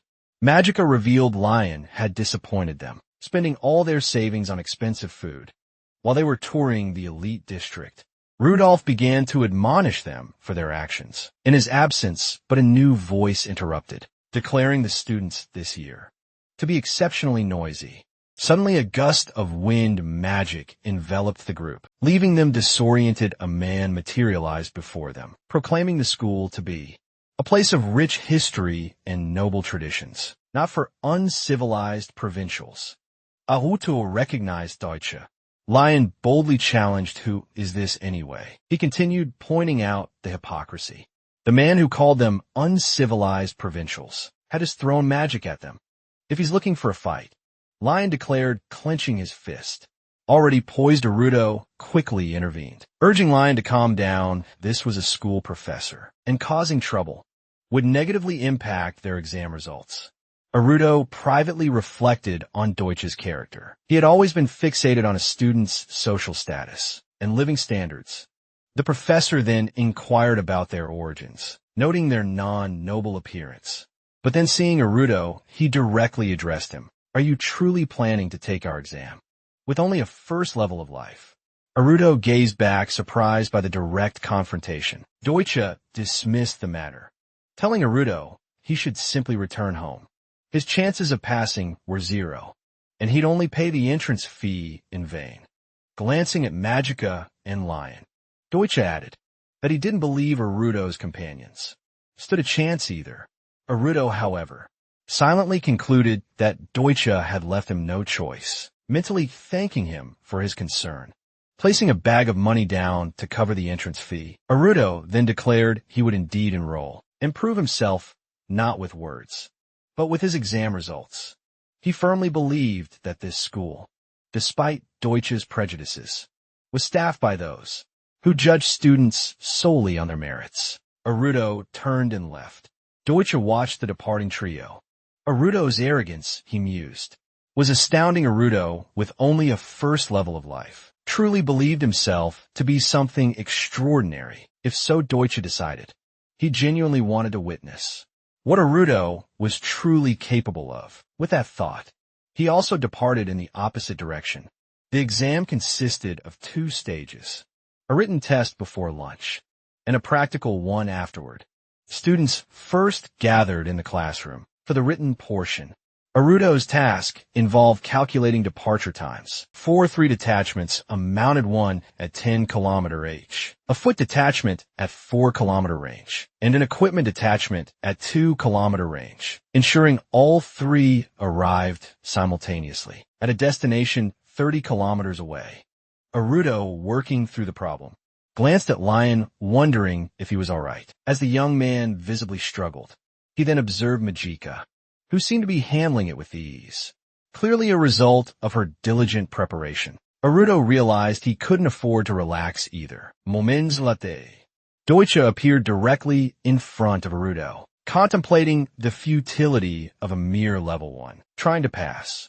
He mused that written results alone wouldn't suffice, and there would be no leniency in the practical portion, which he himself would oversee.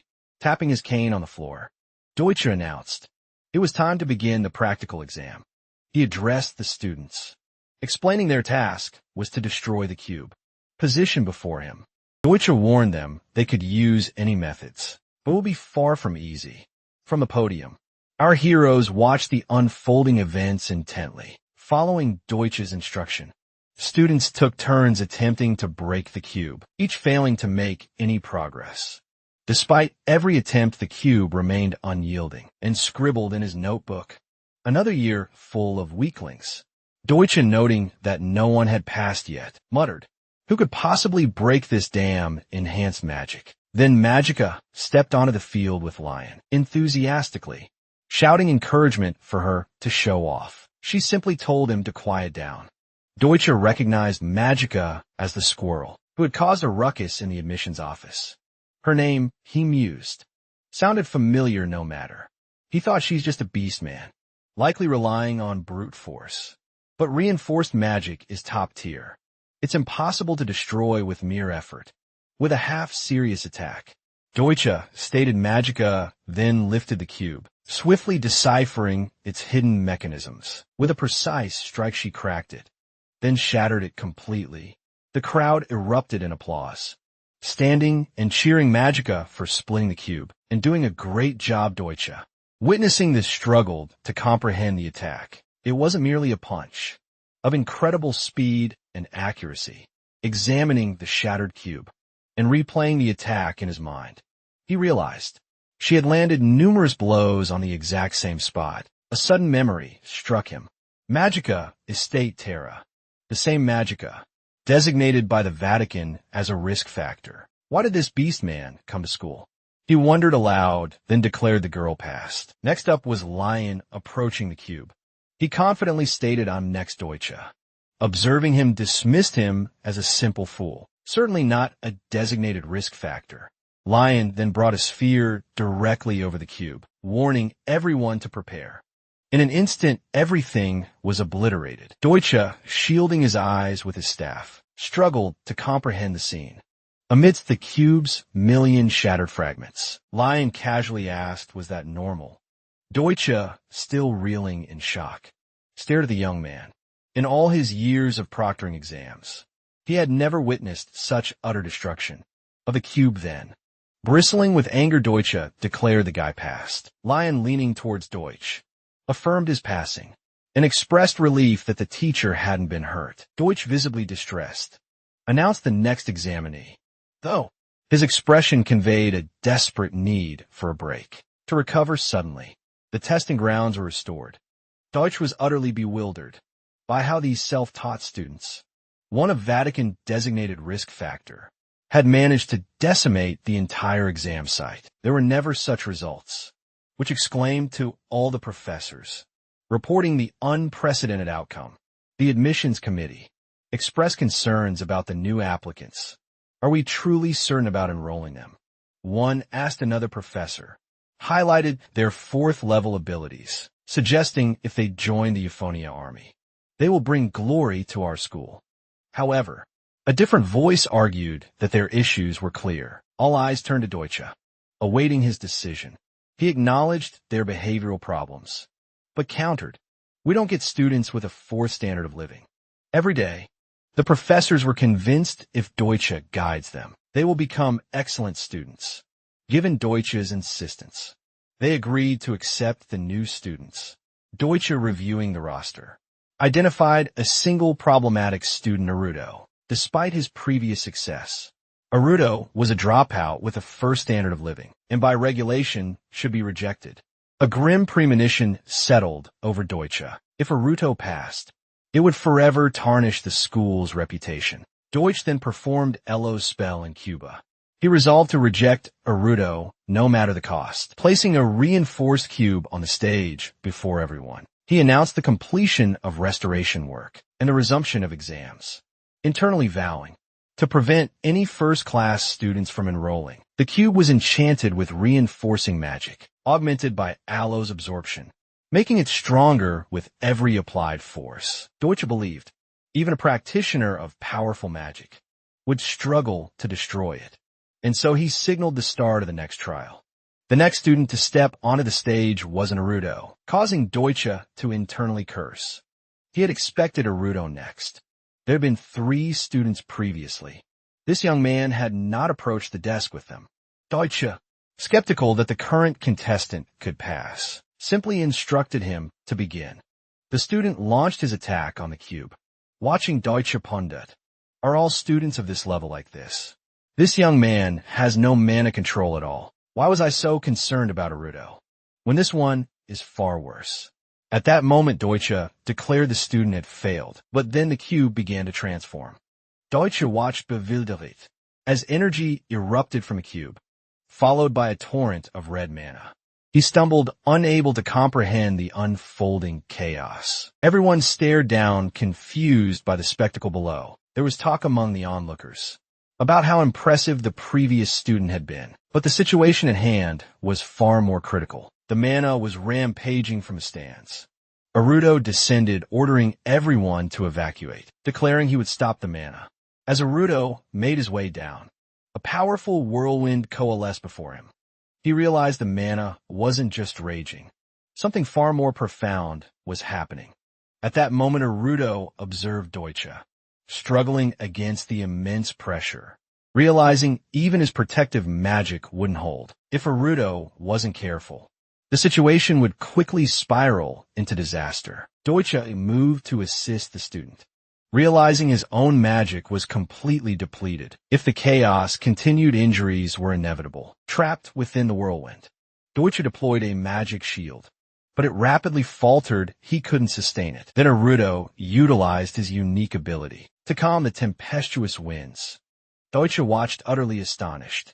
Naruto approached them, asking if everyone was all right. Deutsche then asked Naruto, "How are you?" "I acted as instructed." Naruto replied, "It didn't matter what. You needed to deploy shields and ensure safety. I would handle the outburst." He ordered Deutsche.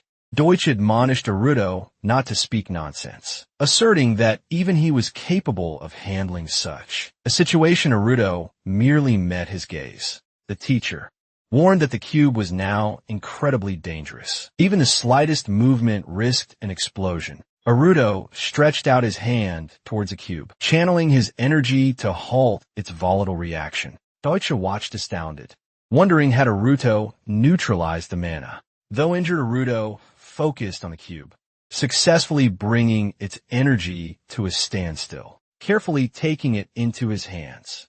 It seems aloes was imposed on this cube. Naruto remarked. Naruto explained that, since this school exclusively enrolled students with strong magical abilities, the teacher might not be aware that this particular spell only activates with very weak magic, possessing a unique effect that makes it extremely feeble.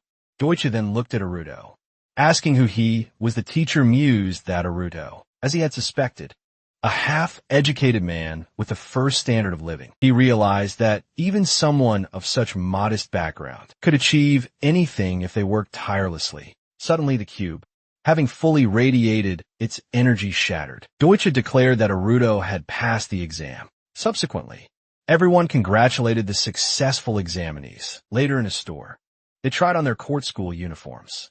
The seller congratulated them on successfully passing the exam, and Naruto and his companions, dressed in their new attire, looked remarkably striking.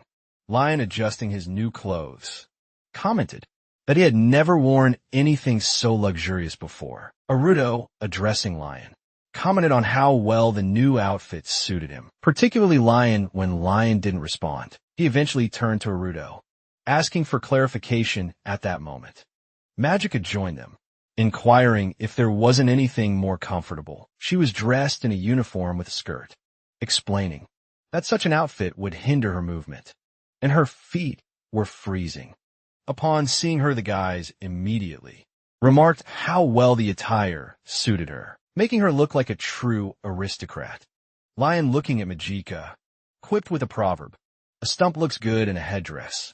Majika promptly hit him on the head, retorting that he hadn't been given permission to speak. With that, they proceeded to choose the uniforms together. The seller then asked if there had been any problems with their measurements. The group affirmed that everything was perfect, handing them a form. The seller explained that the tailoring would take no more than 2 weeks and cost 10 gold per person. Upon seeing the cost, the group seemed perplexed, unsure if they genuinely had to pay for their new clothes. Aruto, noticing their reaction, turned to them and asked what was wrong. Lion retorted that 10 gold coins could sustain someone for half a year, emphasizing that this was just clothes. Aruto then understood that his companions also had no money and stated he would pay for them, acknowledging there was no other option. Majika immediately interjected, stating that wasn't acceptable, as Aruto was already covering their exam fee. The group then approached the seller, asking if payment could be made upon receipt, and he readily confirmed that arrangement was possible. Then, effectively whisking Aruto along, they decided to head straight to the guild. In search of the most profitable tasks, Aruto, bewildered, questioned if he was truly being dragged into this, as while Lion explained that, as their mentor, Aruto couldn't possibly abandon his students in trouble. Thus they arrived at the guild and scanned the bulletin board for assignments. They found requests for goblin extermination, offering 12 copper coins, and defeating a giant sewer rat for 20 silver. Lion mused, these requests don't pay much. At this rate, we want to accumulate 10 gold coins in 2 weeks, even though there are quite a few tasks available.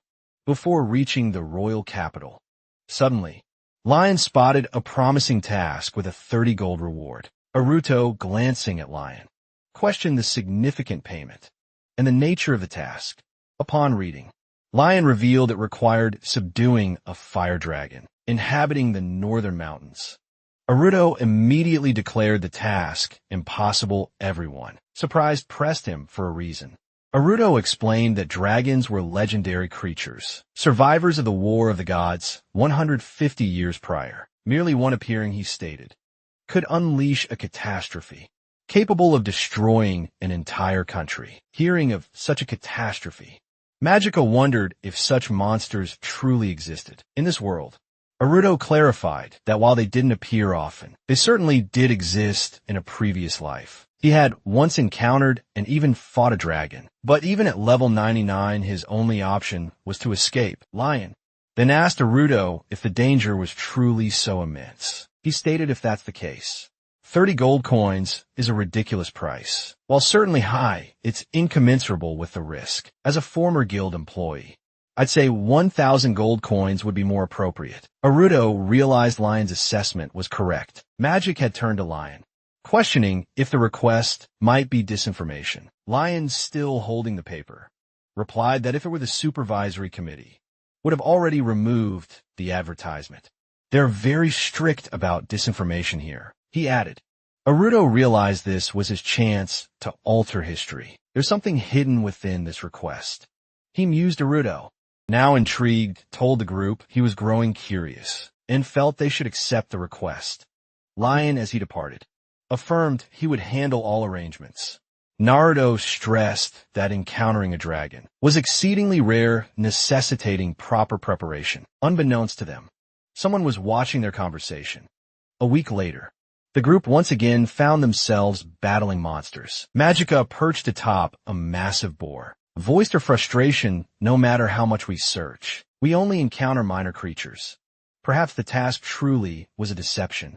Lions, scanning their surroundings, dismissed the possibility. Aruto, approaching the already defeated monster, noted the fading light and suggested they set up camp. After setting up camp, the companions lit a fire and began to eat. Lion praised the delicious food, adding that eating together remained the best part of their journey. Aruto, examining a piece of slime in his hands, commented that selling their collected materials and magic stones would cover the cost of their uniforms. He regretted that they hadn't encountered the dragon, but concluded that they should return to Euphonia tomorrow morning. As Majika ate her food, she expressed how much she would miss their joint adventures. Aruto confirmed her sentiments. saying he would miss them too. But that night, he had something he wished to give them. His companions inquired what it was. Aruto then produced pendants he had crafted, using his blacksmithing skills, infusing them with all his strength, and handed one to each of them. Magica, holding her pendant, felt a mysterious force, both gentle and profoundly strong. Aruto reflected that he had initially assumed he would always be alone. Yet now they sat together around a campfire. He had never imagined such warmth in his future. Thus these pendants served as his way of expressing gratitude. Aruto, smiling, thanked his friends after dinner. The companions drifted off to sleep. Aruto's eyes snapped open, finding the heat unbearable and sleep impossible. Soon after, everyone else stirred, questioning the intense heat. Stepping out of the tent, they discovered the forest ablaze. Engulfed in flames, could it be a dragon? Suddenly, a giant dragon let out a piercing scream, his companions gazing at it. I knew it was truly a dragon. The guild's assignment proved true. They noticed the dragon itself was engulfed in flames, an ominous sign that screamed for them to run. Just then, Lion asked about the gems. His companions grabbed him, urging him to run faster. The dragon immediately spewed flames, precisely where Lion had stood moments before, and they narrowly escaped. Lion's legs smoked from the dragon's scorching attack. Trapped, they found themselves surrounded by a circle of flames. Magica declared there was nowhere left to run. Seemed their only chance of survival was to defeat this dragon. Aruto recalled that the dragons he had fought in a previous life were intelligent enough to speak, like humans. But this dragon remained silent and appeared smaller, leading Aruto to deduce he faced an even mightier foe. Aruto steeled himself. He couldn't let fear overwhelm him, or he wouldn't save Hana. Without hesitation, Aruto attacked the dragon with a water cut, reasoning that water was a fire, dragon's inherent weakness. Immediately the dragon conjured a shield, an unexpected move that stunned Aruto. He realized Magica wouldn't be able to break through it. Magica sprang into action, declaring her intent to help. Lion joined her, and together they assaulted the dragon. After striking the dragon, Magica realized its formidable physical strength, concluding that their current attacks wouldn't significantly impact its life. Aruto recalled his past life, deducing that the dragon must possess a weak spot. He shouted for Magica to distract the creature, planning to deliver a decisive blow himself. Magica attempted to draw the dragon's attention, but her efforts proved futile. Fleeing the dragon's flames, Lion exclaimed his bewilderment, wondering why he was being relentlessly pursued, despite not having attacked. Aruto realized that, while it wasn't the ideal moment to shift strategies, Lion's provocative skills might be key. Addressing Lion, Aruto announced he had a great plan. Lion urged his master not to delay and to reveal it. Aruto then, shockingly, ordered Lion to get hit by the dragon, practically begging him. Lion, utterly perplexed, couldn't comprehend what Aruto was asking. Even with his immortality, Lion refused to simply endure an attack. Aruto assured his friend that everything would be fine, promising to use his magic to weaken the dragon, and asking for Lion's trust. Lion, having no other choice, reluctantly trusted Aruto. He's a very cruel mentor, Lion muttered, as he braced himself directly against the dragon. Aruto launched a hacking attack, and together they resisted the dragon. Aruto then commanded Magica to attack. Magica, observing the dragon, realized its abdominal scales were a weak point. She struck him directly, and the dragon howled in pain. Realizing her attack had worked, she knew she had to act decisively. She unleashed a freezing star.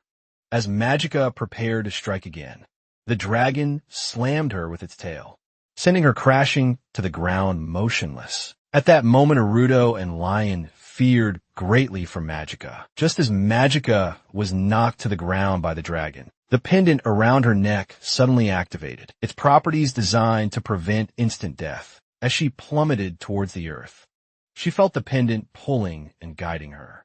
This equipment prevented an instant demise. ensuring she didn't perish upon impact. Trying to get up, Magica realized the dragon was trying to step on her. The others immediately shouted her name and rushed to her aid moments later. The dragon stomped where Magica had been, only to find no one beneath its foot. It looked around confused, unable to comprehend where she had vanished. Aruto had managed to save Magica. Lion helped him support her and admitted he hadn't realized a grave spell could be used in such a way. Aruto explained that in moments like this, it was perfect for urgent evasion.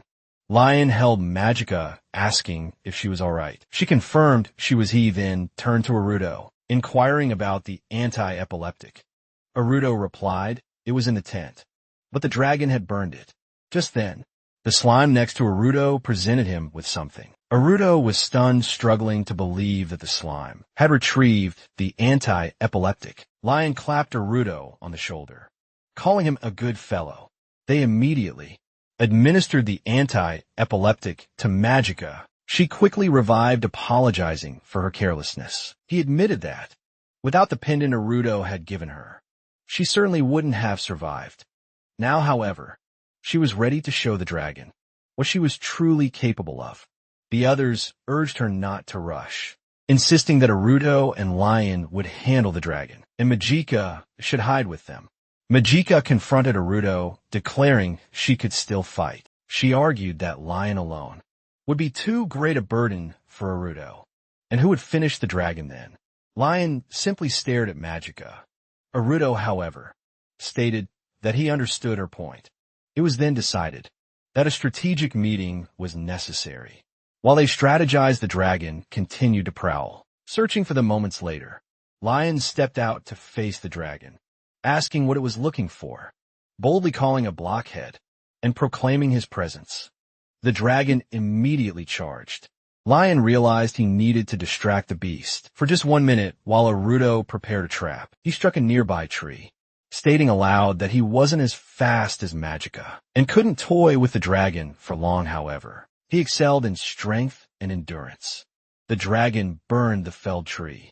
Lion hurled directly in its path and continued its charge towards him. Lion then turned to Aruto, asking if he needed much longer.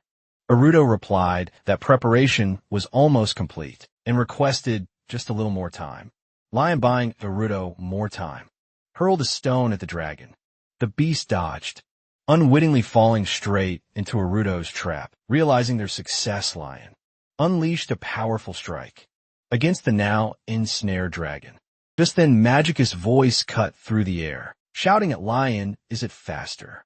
Or is it rushing towards me with all its might?" Aruto urged everyone, warning that the spell would only hold the dragon for 10 seconds. Beyond that, they wouldn't stand a chance. Lion, preparing to launch Magica, asked if Shorty was ready, to which she incredulously replied, "Are you seriously asking me that?" With a mighty heave, Lion launched Magica high into the air, shouting for her to push forward. Magica, employing Twinkling Star and Fist of Dreams, assaulted the dragon, but it merely retaliated with a burst of flame. As she descended, Magica apologized, explaining that the dragon's reaction was completely wrong. The beast, not particularly intelligent, had fallen for their trap, using her spells as bait.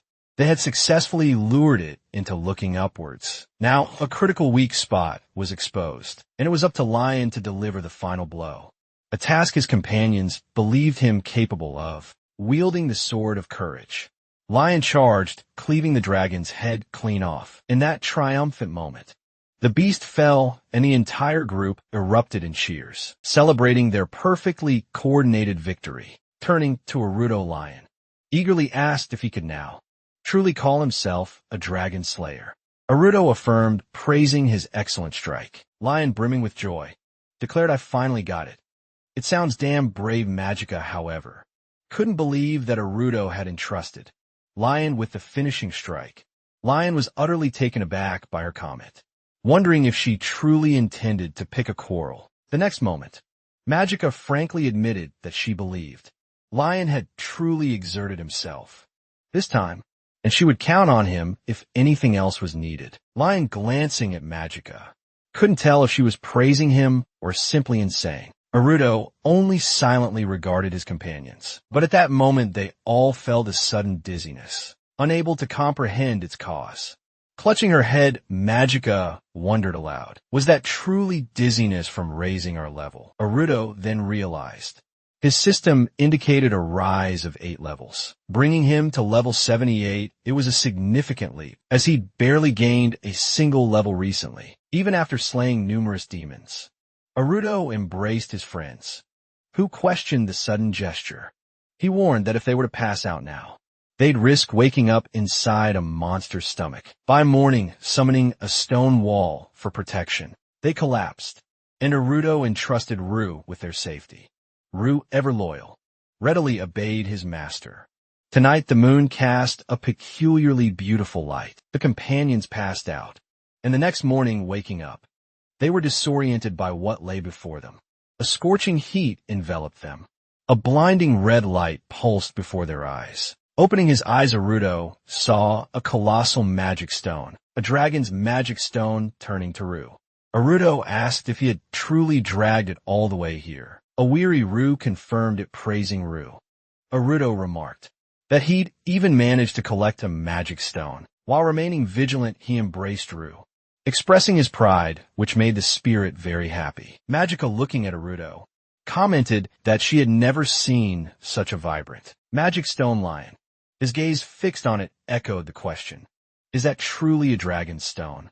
As they all gazed at it, they were struck by its sheer beauty. Perhaps if they merely presented it, people would believe they had defeated a dragon. Glancing at the massive corpse behind them, Aruto realized this stone was just one of many pieces of evidence. The next moment, drawing his blade, Aruto began to cut into the dragon's leg. Lion, bewildered, asked what Aruto was doing. Aruto replied that they weren't simply abandoning the entire dragon. Here, take its scales. For instance, sewn into clothing, they could create armor, capable of deflecting iron swords. Its claws could be forged into razor-thin blades, sharp enough to cleave through steel. Even a mantle crafted from its hide was rumored to offer protection against magical attacks. Pointing to a glistening object, Aruto identified a rare and valuable component, the dragon's eyeball. It commands an incredibly high price. The others stared in shock as Aruto held up a huge eyeball, then his eyes gleaming. Aruto declared he had found the rarest material, the dragon's heart. At that moment, Lion fainted. Magica, lifting Aruto by the collar, tried to revive Lion, surprised that he had collapsed. Magica, looking at Aruto, asked what the dragon's heart was for. Aruto explained that, if left for approximately 3 years, it transforms into a resurrecting medicine. Magica recalled hearing of similar medicine, but hadn't known it was made from dragon hearts. Lion then clarified that unfortunately, only humans could be brought back to life. Having meticulously dismantled the dragon, Aruto calculated that the haul was certainly enough to cover the cost of their uniforms. He realized he wouldn't have to worry about money. For a while, turning to Magica, Aruto cautioned her not to overspend. Magica assented.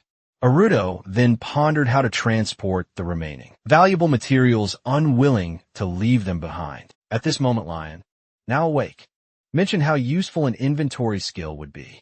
Aruto was astonished by the mention of an inventory. Lion struggled to explain, suggesting it was as if Aruto was storing items in invisible cells, likely something he'd seen in games. Turning to Aruto, Lion asked for clarification, exclaiming, "What is this? It can't be. The ability to store an infinite number of things is beyond human capabilities." Aruto mused that with his bag destroyed, they would have to take only what they could carry, in return for the rest. Then the slime turned towards him, and Aruto asked what was wrong. The slime then presented him with his bag, and Aruto suddenly understood how Ru had pulled it from his body. Aruto then wondered if Ru could move the dragon stone in the same way, thinking it impossible. Aruto turned to Ryu and asked if he could take in such a large amount of material. Ryu merely opened his mouth and absorbed all the objects lying before him, leaving Aruto and his companion stunned. Lion, clutching the slime, declared inventory doesn't exist. At this, Aruto wept, lamenting that all his careful selection of materials had been for naught while Aruto and his companions sat. Aruto, being comforted, an unseen observer watched them. This girl mused that only 3 individuals, particularly that boy, had managed to kill an entire dragon. It seemed God had been right after all.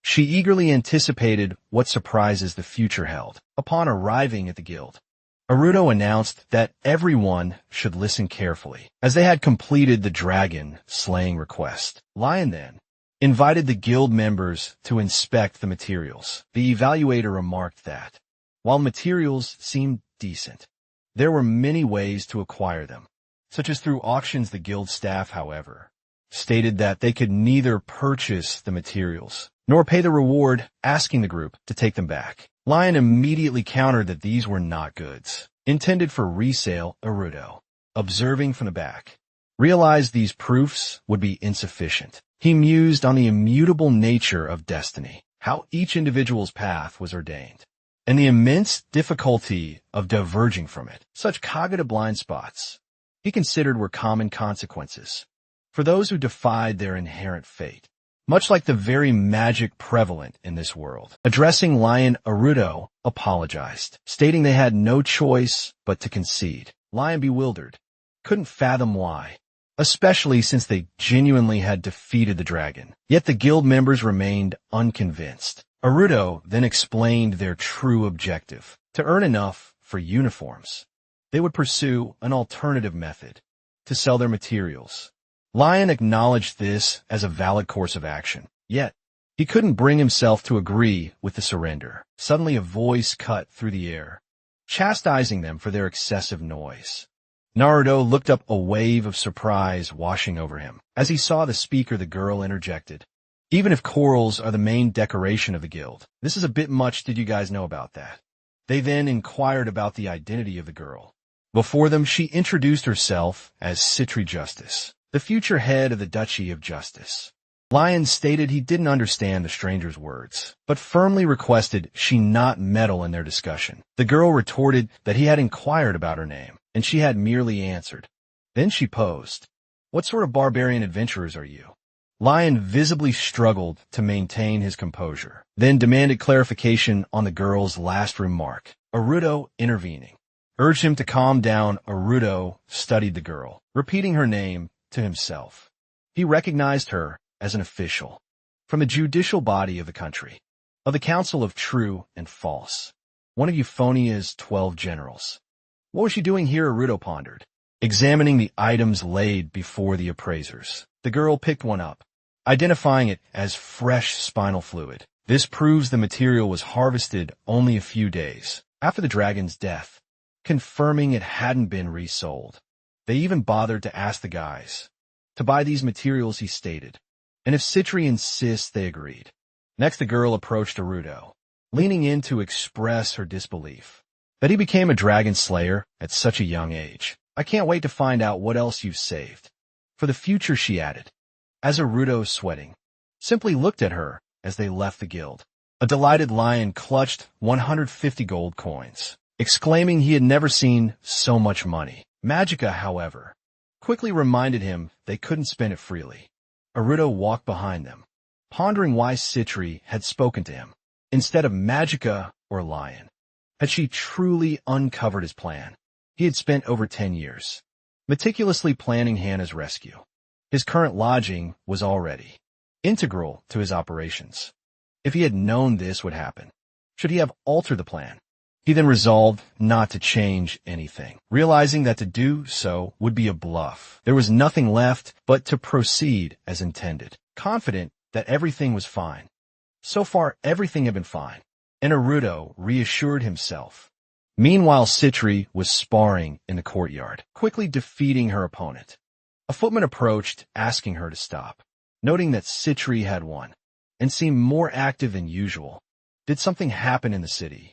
He inquired. She replied that she believed she had found her little man, and affirmed that God's words truly held sway. It was worth sending a request for the extermination of dragons.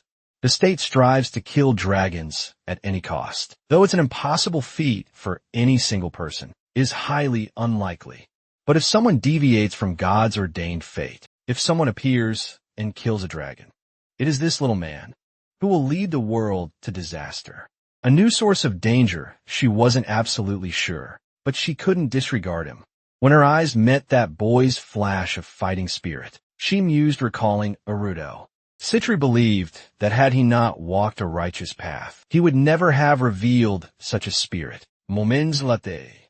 She effortlessly deflected her opponent's attack and urged Lord Fortimus to watch closely. She intended to reveal Naruto's true nature. Under the shining sun, Naruto, Majika, and Lion arrived at school for the newly announced class placements. Lion eagerly searched for his name and found it. Lion, too, was enrolled in Class C. Adjacent to the names were the exam scores, prompting Lion to wonder why placements were no longer strictly based on merit. If this was true, why was I still in the second lowest class? Majika suggested Naruto's written exam scores were perhaps catastrophically low. Naruto then asked what class Majika had been placed in. Majika proudly announced she was in Class A and a scholarship student. Lion couldn't believe his ears, while Naruto congratulated her with genuine warmth. Majika then asked, weren't you also placed in Class A? Naruto reported his placement in Class D, utterly surprising both his companions. Lion, collapsing onto the floor, wailed that Naruto had prepared for so long, yet ended up in a class below him. He jokingly accused Naruto of perhaps writing off answers in the wrong places. At that, Majika snapped that Lion was an idiot, rebuking him for his rudeness and striking him. Naruto explained that, as someone from a peasant family with a humble standard of living, anything higher than Class D was out of reach for him, regardless of his scores. Besides, Naruto revealed that school life held little importance for him. He didn't care about his placement. Everything was fine at Naruto's words. His companions remained utterly surprised. The next moment, they arrived at school and were already saying goodbye, heading to their respective classes. Naruto hoped that both would fit into the school and approached his own class, where he believed his troubles would begin. If he remembered correctly, water would come splashing down on him. The moment he opened these doors, the student who had been practicing claimed he was practicing water magic, then apologized for the mishap, insisting it wasn't on purpose, and asked for Naruto's forgiveness, dismissing him as the garbage of poor peasants. Naruto remembered the mockery from the upper classes, directed at the lower ones, and instantly understood the situation, wishing him success with his practice. Naruto noted that the scenario was unfolding, exactly as before, the other students observing. Naruto were perplexed as to why he wasn't wet. The other student, regaining control of his magic, commented that his friend wasn't very good at controlling it. It was his turn, so he attacked Naruto. However, Naruto countered their magic with his own, effortlessly remaining dry. The young man who attacked Naruto couldn't comprehend how he had repelled his spell so easily. Naruto, sitting and opening his bag, used that in his past life. Such a feat would be considered great sorcery. His attackers didn't understand what he meant, concluding that Naruto must have powerful magic armor, stolen no doubt from somewhere. They were convinced they needed to reclaim it. Employing fire magic, the young man declared, that was a slightly dangerous spell. But if Naruto was wearing armor, then it was nothing terrible.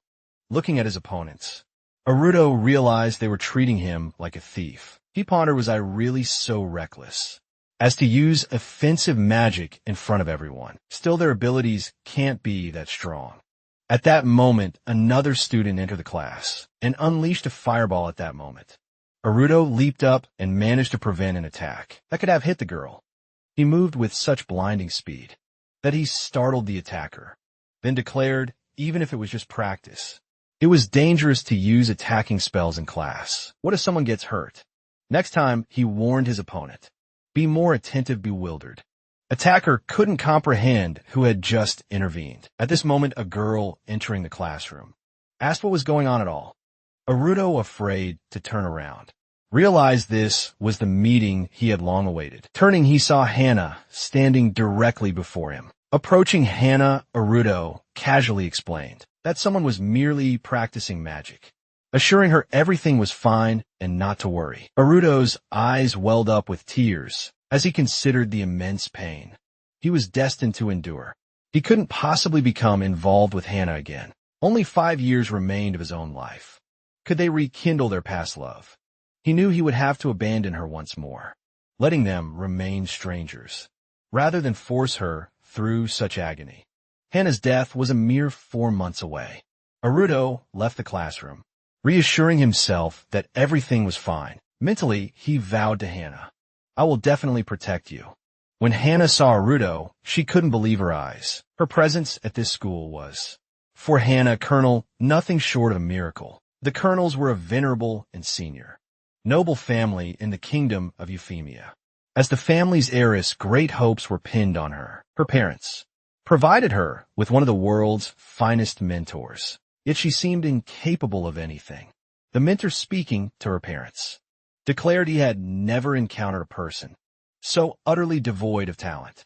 Hana silently observed the conversation. From behind the doors, the mentor then elaborated, explaining that talent, or giftedness, was an integral part of human development. Her innate talent registered at an undeniable level 4, but at such a low level, nothing significant could ever be built, let alone an excellent foundation. The mentor, though hesitant to upset them, stated plainly their daughter possessed no talent. 10 years had passed since then. Just as the mentor predicted, Hana consistently failed, no matter what she attempted. She couldn't advance even a single level. Everyone abandoned her, even her own father. Despite her struggles, Hana fought on, managing to enroll in this school. Thanks to political maneuvering, the school, in turn, couldn't afford for her incompetence to become public and tarnish the esteemed Colonel name. Hana believed she needed to be as inconspicuous as possible, barely breathe, lest she be noticed, and never voice an opinion. Lest she be known, her existence had to be erased, ensuring no one would mock her, allowing her to simply remain alone. Yet upon entering the classroom, she felt an undeniable shift in her life. She remembered a conversation with her mother, who had once spoken of her intended.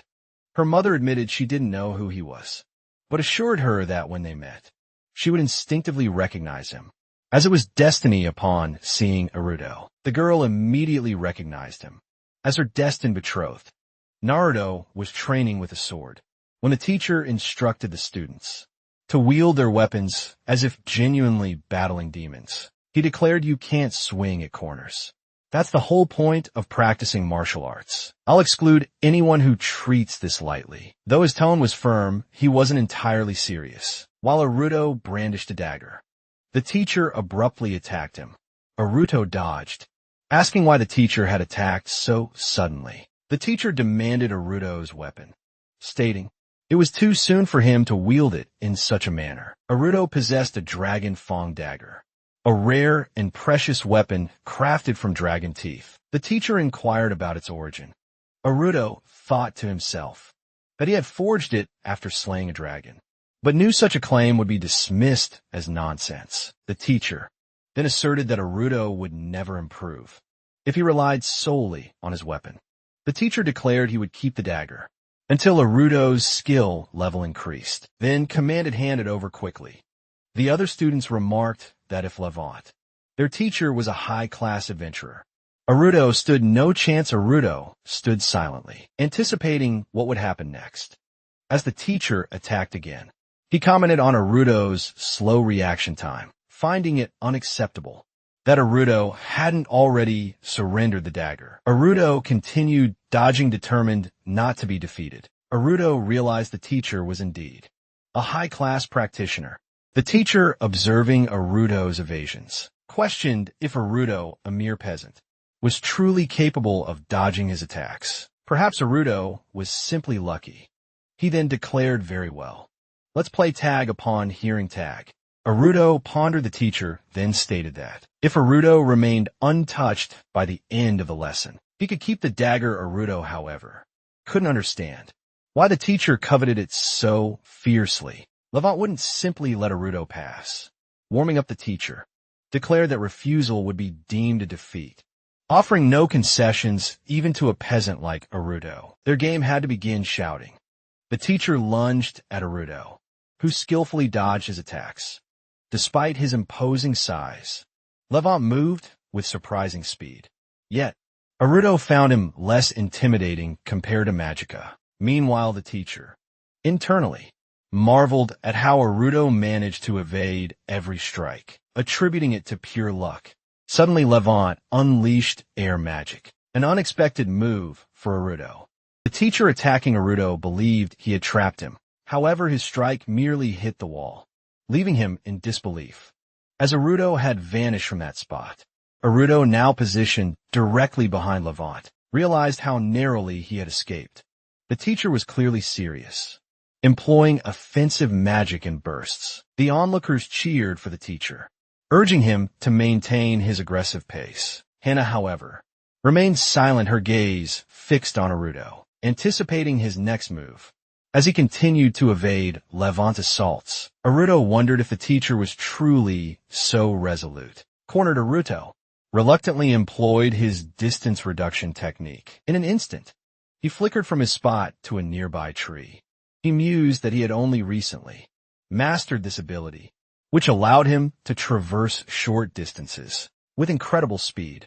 Levant grew increasingly frustrated, unable to comprehend why Aruto remained so elusive. At this rate, he would surely lose. Just then, Aruto settled onto a tree branch. The teacher challenged him, asking if he truly believed he had escaped, and then pointed to Aruto's torn hem. Was he so fast, Levant exclaimed, that he didn't even notice his clothes were ripped.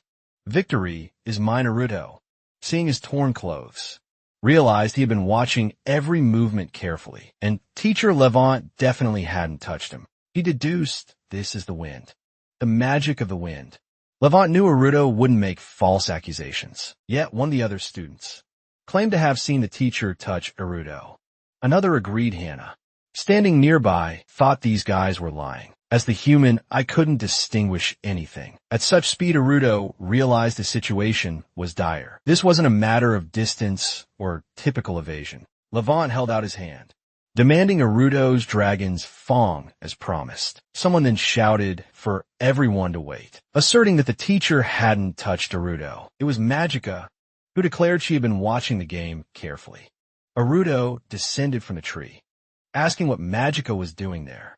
Magica replied she was merely passing by, then shifted to a more pressing matter. Is this man really a teacher? She asked, turning to Levant.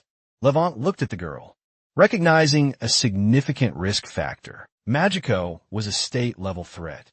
Fearing trouble if he argued with her, he conceded it should be so. Levant, acknowledging her unique vision, turned back to Aruto. He warned that even if it was just a game, if Aruto lost, problems could arise, especially now that she was here.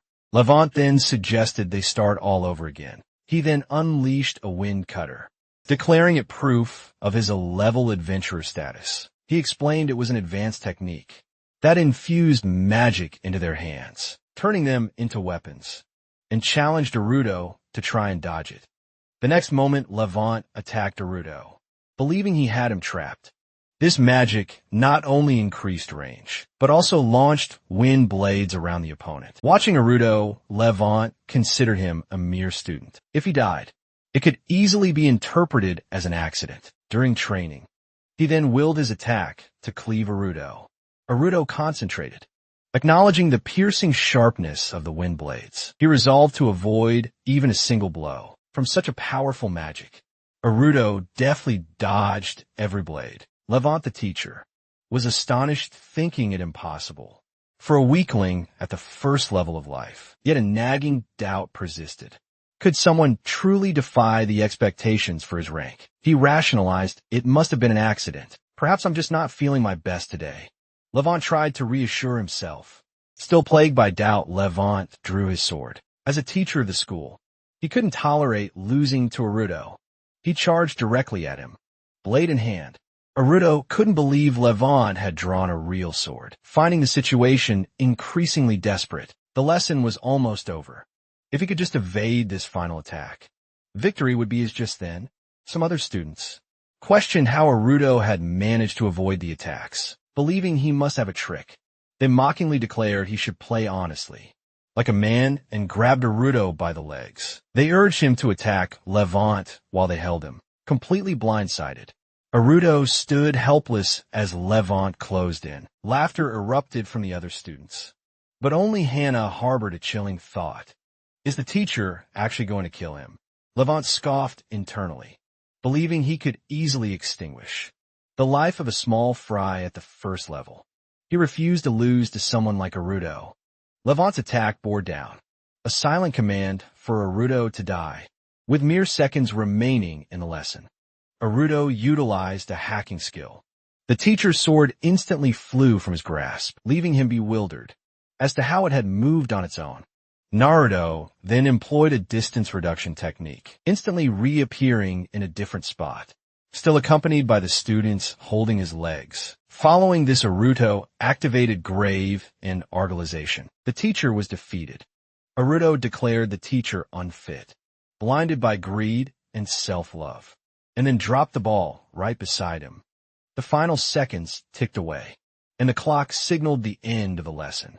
Aruto had won. The students, still holding Aruto's legs, stared in disbelief at the teacher's defeat. Aruto announced the lesson was over and requested they release him.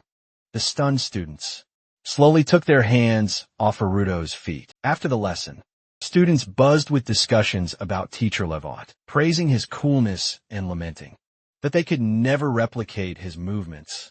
They wondered if they could ever aspire to be as impressive as him. Aruto walked behind the other students, realizing no one truly remembered him. He pondered the pervasive magic of this world. Just then, Magica ran up and hit Aruto. Aruto didn't understand why. Magica called him inattentive, criticizing how easily he was confused. By a stab in the back as punishment, he would have to attend her training after school. Depressed, Aruto mentioned his plans to improve his blacksmithing skills today. He then claimed he hadn't lost his dagger, suggesting Magica ignore it, but she insisted otherwise. Hannah stood silently behind them observing. Later, as the sun set, she began her solo training. During her training, thoughts of Aruto consumed her. Why did no one praise him?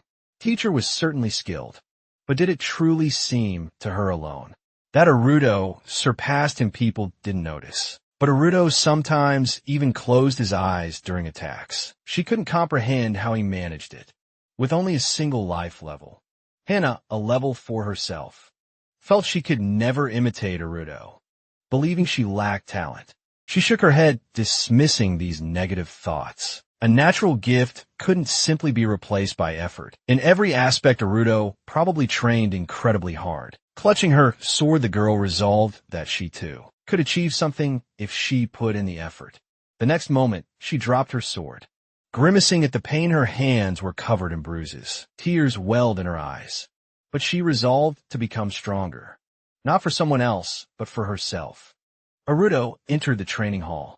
Running into Hannah, he quickly apologized, explaining that he hadn't noticed any occupancy markers and assumed the hall was free. Hannah asked him to wait, then suggested they have a brief chat.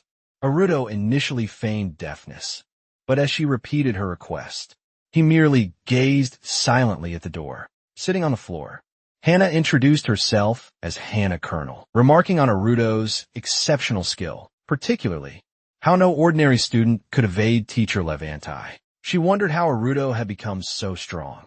Aruto stood by the door, struggling with his resolve, acutely aware of the 5 years remaining. If he gets closer to Hannah now, he will only make her sad in the future. Aruto thought, deciding he would simply keep an eye on her. Without turning to Hannah, Aruto stated that his strength was a result of extensive training. Unexpectedly, Hannah grabbed his hand. Both were visibly embarrassed. Hannah quickly withdrew her hand, turning away as she apologized for her audacious grab, regretting touching Aruto's hand so impulsively. Aruto gazed at Hana, a smile touching his lips. She was exactly as he remembered her from back then. Hana broke his reverie, asking him to hear her out, if it wasn't too much trouble. She wondered if Aruto would consider training with her. Despite her relentless efforts, she hadn't achieved any real success. Even with the guidance of excellent teachers, she made no progress and consistently fell behind. Turning to Aruto, she voiced a feeling that if he taught her, everything would finally work out, then apologized for her abrupt request. Naruto listened intently as she worried that she might have caused discomfort. He noticed her hands covered in wounds, and a pang hit him. The opportunity to communicate with her was slipping away. He was uncertain of the best course of action, yet he found himself utterly incapable of refusing the earnest request of someone so diligent and so beloved from a past life. Aruto replied that if she truly desired it, he would lend her all his strength and assistance. Hana, beaming, extended her hand, thanking Aruto. They shook hands. He declared that she would do everything in her power. Aruto smiled, saying, "This is necessary fantastic. We'll all try our best." Suddenly, voices declared they had heard everything. A bewildered Hana looked up. Startled Lion stood before her, declaring friends of friends are friends too. Behind him a girl peered out. He announced, this initiative was called Operation 100 Friends. Extending his hand to Hana, he offered a warm greeting. He introduced himself as Lion and asked if he could just call her Hana.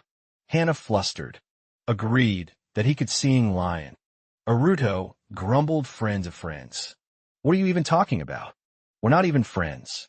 Lion took great offense, and Aruto had to calm him. Meanwhile, Magica introduced herself to Hana as Magica, Estate Terror, and said she could just call her Magica. They shook hands. Hana, noting the three-part name, asked if Magica was of royal lineage. Magica explained that yes, she was from a former royal family. The squirrel family had lost its power.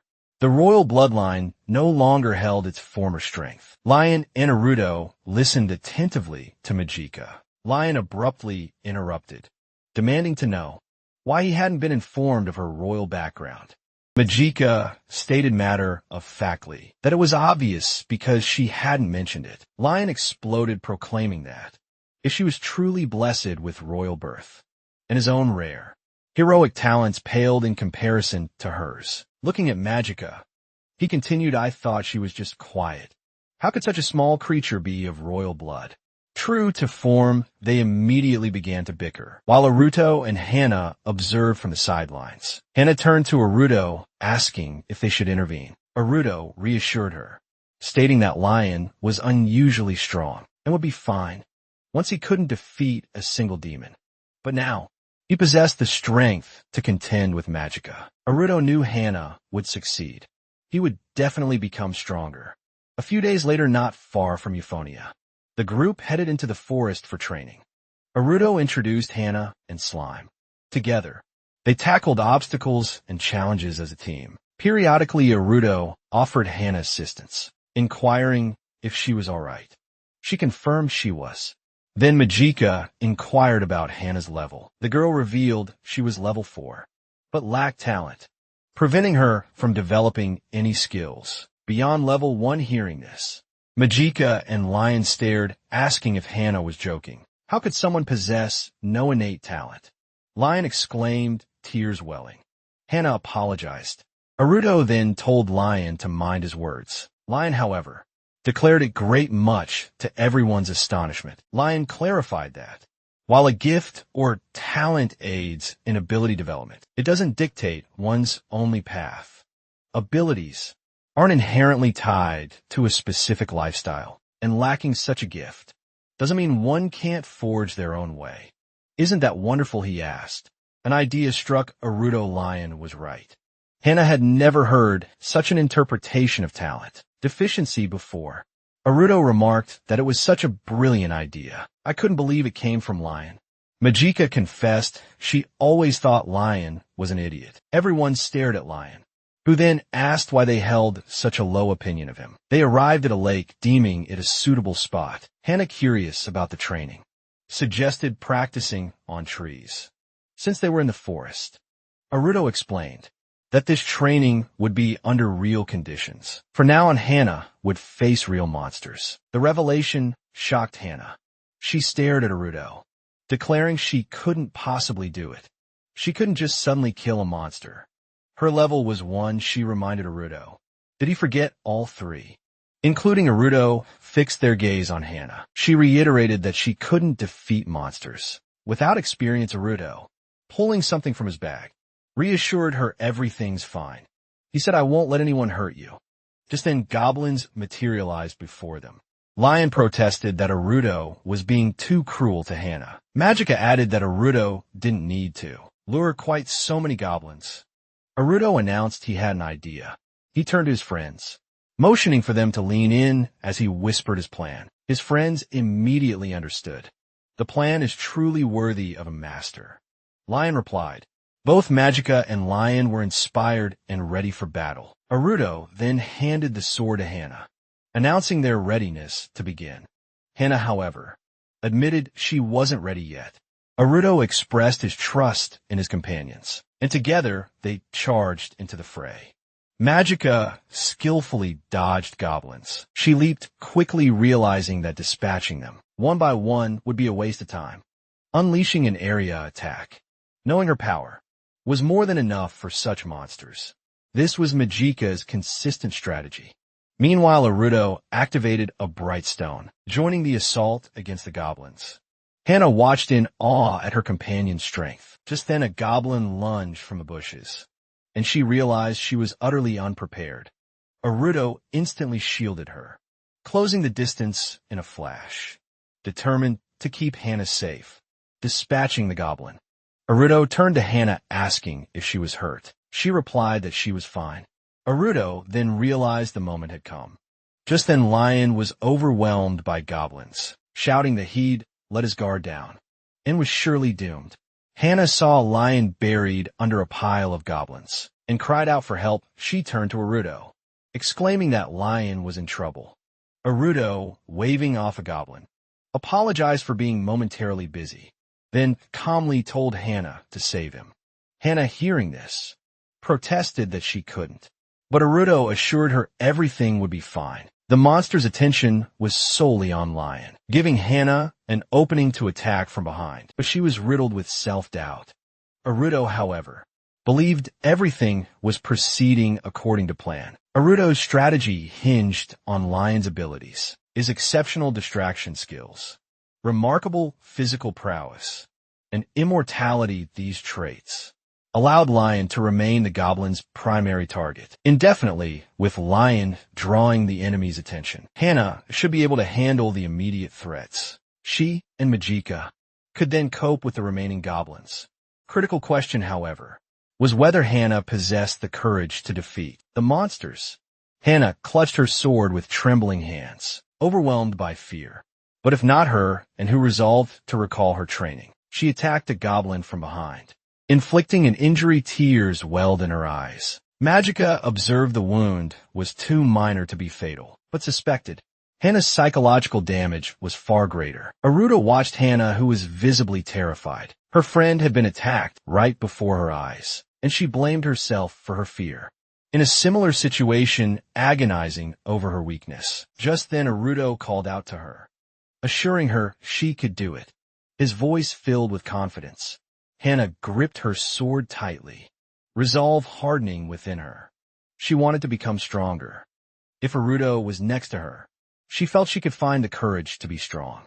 Hana charged towards the goblins, swinging her sword with newfound strength, her inner monologue declaring an end to her self-pity. Determined to become strong, she pushed relentlessly forward.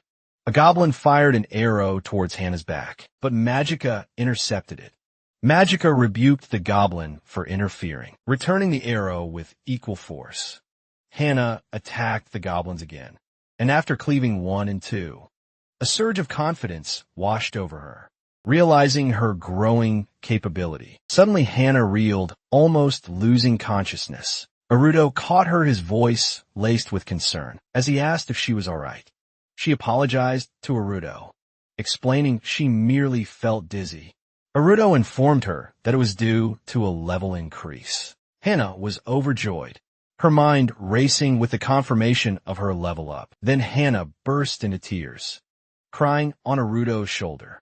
She had been waiting for this moment for all her 15 years. Their moment was interrupted by Lion, who grumbled about how long he had to lie there, with goblins still piled on top of him. Aruto admitted he had completely forgotten about Lion. Hana, meanwhile, questioned how Lion could remain so calm. Lion, bleeding and still pinned by goblins, declared himself quite brave, asserting such monsters couldn't harm him. Aruto then revealed it had been a plan to foster Hana's bravery. Upon hearing this, Hana understood everything. Hana released Aruto from her embrace, who then suggested they take a break until she calmed down. Hana replied that she was fine and ready to continue. Aruto smiled at her, agreeing first. He called his slime, Ru, and asked it to retrieve his sword. Aruto then offered Hana this very sword. It was a sword crafted from dragon bone. Aruto explained that the sword was made of dragon bone, and he had crafted it specifically for Hana, utilizing her blacksmithing skills. Taking the sword in her hands, Hana thought it was truly beautiful. Behind her, goblins were already poised to attack Hana. Drawing the sword, she attacked them. After dispatching the goblins, she marveled at the weapon's properties, wondering how such a powerful attack could be unleashed with a mere flick of her wrist. She exclaimed that she couldn't possibly wield such an amazing sword. Aruto pointed to the sword, stating his belief that a tool in a person's hand can teach them. This sword was meant to make her stronger. Aruto explained certain she could now become stronger. He urged Hana to believe in herself. Hana gripped the hilt tighter, agreeing with Aruto's words. Magica and Lion merely smiled. Watching Hana, Aruto announced they would continue to help her raise her levels. For some time, they would gradually increase the number of opponents, carefully monitoring Hana's progress. Moments later, Hana was once again engaged with goblins. Soon they believed they had defeated all of them. Aruto ran up to Hana, commending her good work and asking if she was hurt. Aruto wondered what level Hana had achieved. Checking her status, Hana asked Aruto to look. Aruto then saw that Hana's unique talent had manifested. Her level was 31, and the talent was called the Germ of a Hero. Aruto approached Hana, and upon seeing her talent, the Germ of a Hero, asked Lion if he had ever encountered such a thing. Lion in turn addressed Aruto, asking if Aruto himself had ever heard of or seen such a talent. Magica, standing behind them, overheard the mention of Hero's germs and immediately realized Hana was the one she had been searching for. The world of fortune was governed by 6 gods: Largo, god of war, Diatona, goddess of life and birth, Zalmades, god of craft, Nicias, who controlled soul and fate, for Temis, god of justice and order, and the chief deity of the squirrel tribe, and Amano, Iloha, lord of nature, Magica, princess of the squirrel tribe, had been born from Amano, Iloha's divination. The prophecy declared together with the hero, she will transform this world. Magica's mission was to find the owner of this heroic gift and become their right hand. 7 years after meeting and working with Aruto, she had finally found a hero. Hana's talent remained undeveloped, likely due to the machinations of the god Fortimus. The cult of Fortimus, with the world's largest following, wielded tremendous power. The kingdom of Euphonia, where they currently stood, fell under his dominion. Under the guise of justice and order, Fortimus relentlessly eliminated anyone who displeased him. Hana's world-changing talent had been suppressed all this time, likely because it posed a direct threat to Fortimus. Observing Hana, Magica realized Aruto had broken this seal. Following Aruto had been the right decision. Now, they only needed to see if they could nurture Hana's talent. Just then Aruto called out to Magica, asking if she had any ideas. Noticing the girl seemed deep in thought, Magica replied that there was nothing amiss. She mused, That revealing the truth about Hannah's heroic gift now would only burden her. It was still too early. At that moment, Hannah turned, apologizing and suggesting they return home, since morning had arrived. She was also worried that her butler would be anxious. Hearing this, Aruto agreed. Hannah had already raised her level more than enough. Hannah then turned to Aruto, saying she had another request. Aruto wondered what she would ask, then embarrassed. Hannah asked if they could go to her house together. Aruto replied that she would need an explanation for returning so late. Aruto recalled visiting Hannah's house after training. In his previous life back then, he had injured her, enraging the butler. He realized they truly needed to go together. Turning to Magica and Lion, Aruto asked them to first visit the guild and sell the large stones. Upon arriving at the house, Hannah and Aruto beheld it. Aruto found it so beautiful. He felt he could never tire of looking at it. Hannah asked Aruto if he was surprised, explaining that the first head of the Colonel family had been one of the founders of the Euphonia Kingdom. The doors opened for them, and they entered the mansion. As they moved through the portrait-lined corridor, Hannah spoke about her family. All subsequent family members had been outstanding, playing many important roles in the country's history. Aruto then asked if she would follow in their footsteps, and she affirmed. Her lack of talent was thus a monumental problem. Aruto simply remained silent. The next moment, they entered a room, and Hannah asked Aruto if he could wait. "I won't be long," she added, to which Aruto agreed, sitting on the sofa. As Hannah went further into the room, Aruto stated that the butler could emerge, appearing before Aruto seemingly out of nowhere. The butler, surprised to have been noticed, introduced himself as Klein, head butler of the Colonel House. They made some inquiries about Aruto, asking if his assumption that the young man's name was Aruto was correct. Aruto noted that since the butler was here and had been hiding, he likely wished to speak privately. The butler praised Aruto's perceptiveness and asked to get straight to the point. What was Aruto's purpose in coming to Hannah, given there were around 30 other students? Line wished Aruto to explain why he had chosen Lady Hannah. Aruto knew it was no secret that Colonel represented the highest nobility. If he claimed it was mere coincidence, the butler, considering Aruto a peasant, would never believe him so. Aruto explained that he and Lady Hannah, despite her lack of talent, seemed to understand each other. "We've both experienced a similar standard of living, knowing what it's like to be a beggar." Aruto elaborated. Klein, looking directly at Aruto, simply responded that Aruto and Hannah shared similar circumstances, acknowledging that it must be difficult for Aruto. In fact, Klein observed, "Lady Hannah has begun to smile much more often lately, and it seems that is thanks to Aruto." The butler then thanked Aruto as he poured tea and proceeded to ask one final question. Klein inquired what kind of relationship Aruto envisioned with Miss Hannah in the future. Aruto, after placing a cup before him, hearing the question, recalled his past and responded that he hoped they could become best friends. The butler remained silent. Then turning to Aruto and sweeping a mug off the table, he declared, "This cannot be. You are merely a peasant." In the next instant, the butler held a knife to Aruto's throat, with the blade pressed against Aruto's neck.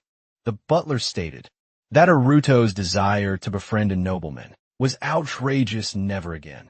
The butler demanded, "Are you to get involved with Lady Hannah?" Aruto observed the butler, noting the abrupt and unnatural shift in his demeanor after their initial friendly interaction. This sudden hostility mirrored a past event when Aruto had inadvertently caused Hannah harm, and Klein's rage had erupted. It was as if an unseen force manipulated his emotions, fueling his anger towards Hannah, and attempting to trap Aruto in the same tragic fate he experienced in his previous life, a consequence of Fortimus's pervasive magic. In this world, if Aruto remained silent now, history would undoubtedly repeat itself. He had to alter his destiny. Leaping back from his chair, Aruto confronted the butler, demanding to know why he couldn't contact Hannah. The butler scoffed. Can Aruto not grasp that a lady is deemed unworthy if she associates with commoners, especially those of significantly lower standing, and even more so if that individual presumes to be her intellectual equal. Aruto, however, believed the butler was the one lacking dignity. He knew Hana had grown significantly stronger during their training, potentially even excelling among the D class. Had Klein truly done for her over the past 15 years? The butler vehemently denied this possibility. Aruto countered, asserting the truth of his words. Hana had remained at level 1 all this time, and Klein had merely watched over her, without attempting to facilitate any actual growth. Isn't that a lack of dignity? Aruto declared, wrenching the knife from the butler's grasp. He then revealed his awareness of 5 additional butlers, concealed within the room by stealth skills.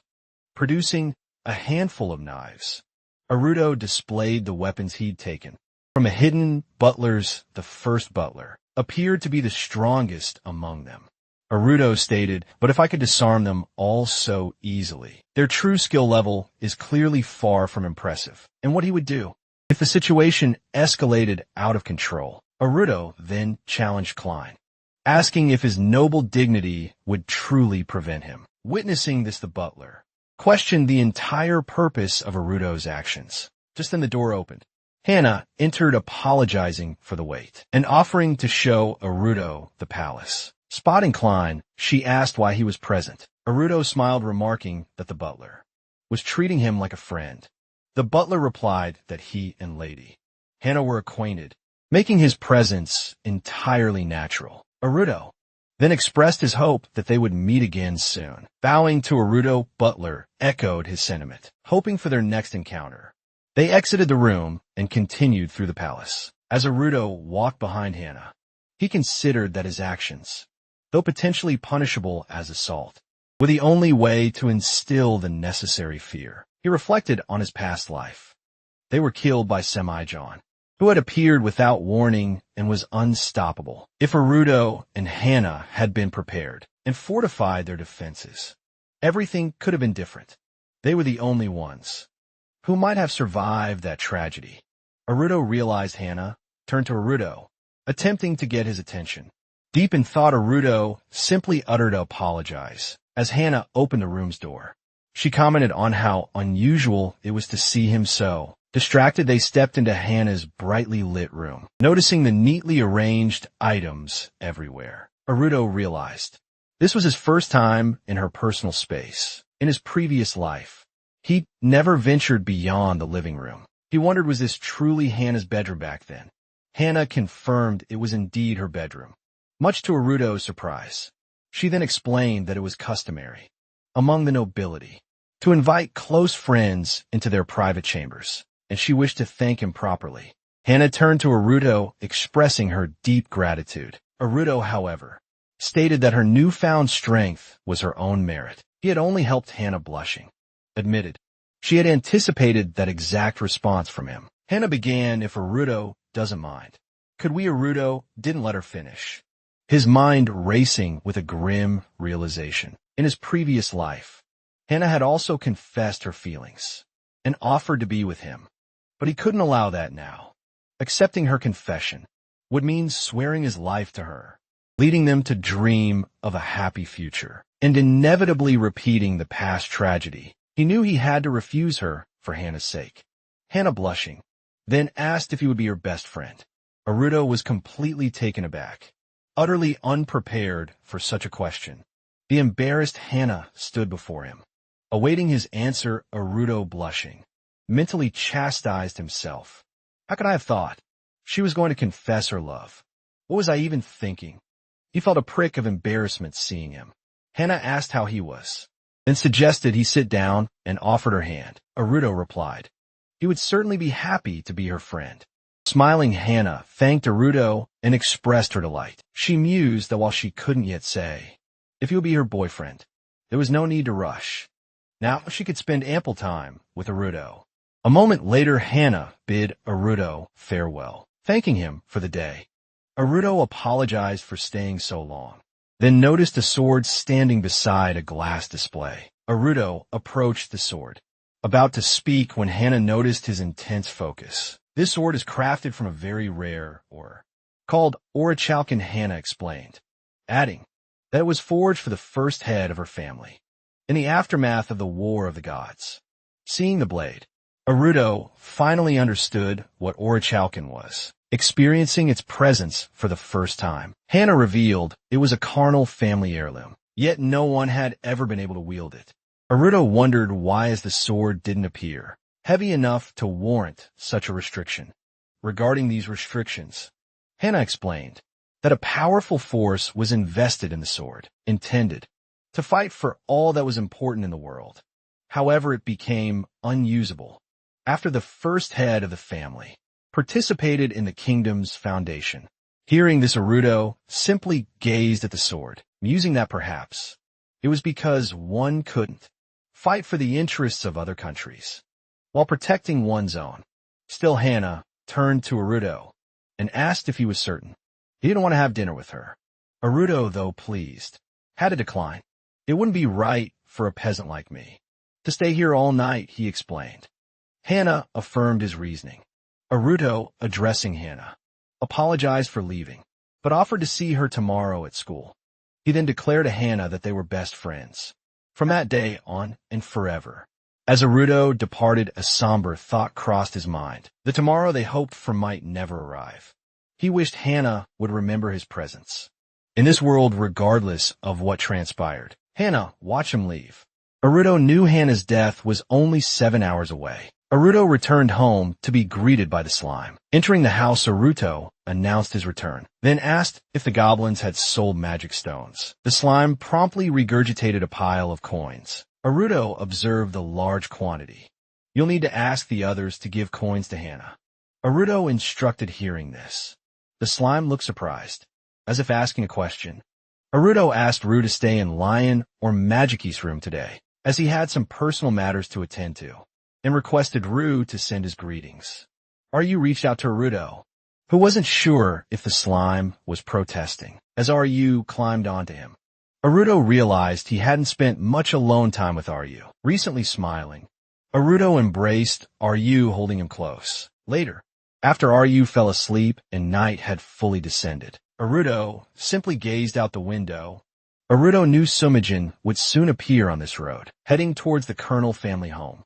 Aruto intended to intercept him here, which was why he chose this particular room.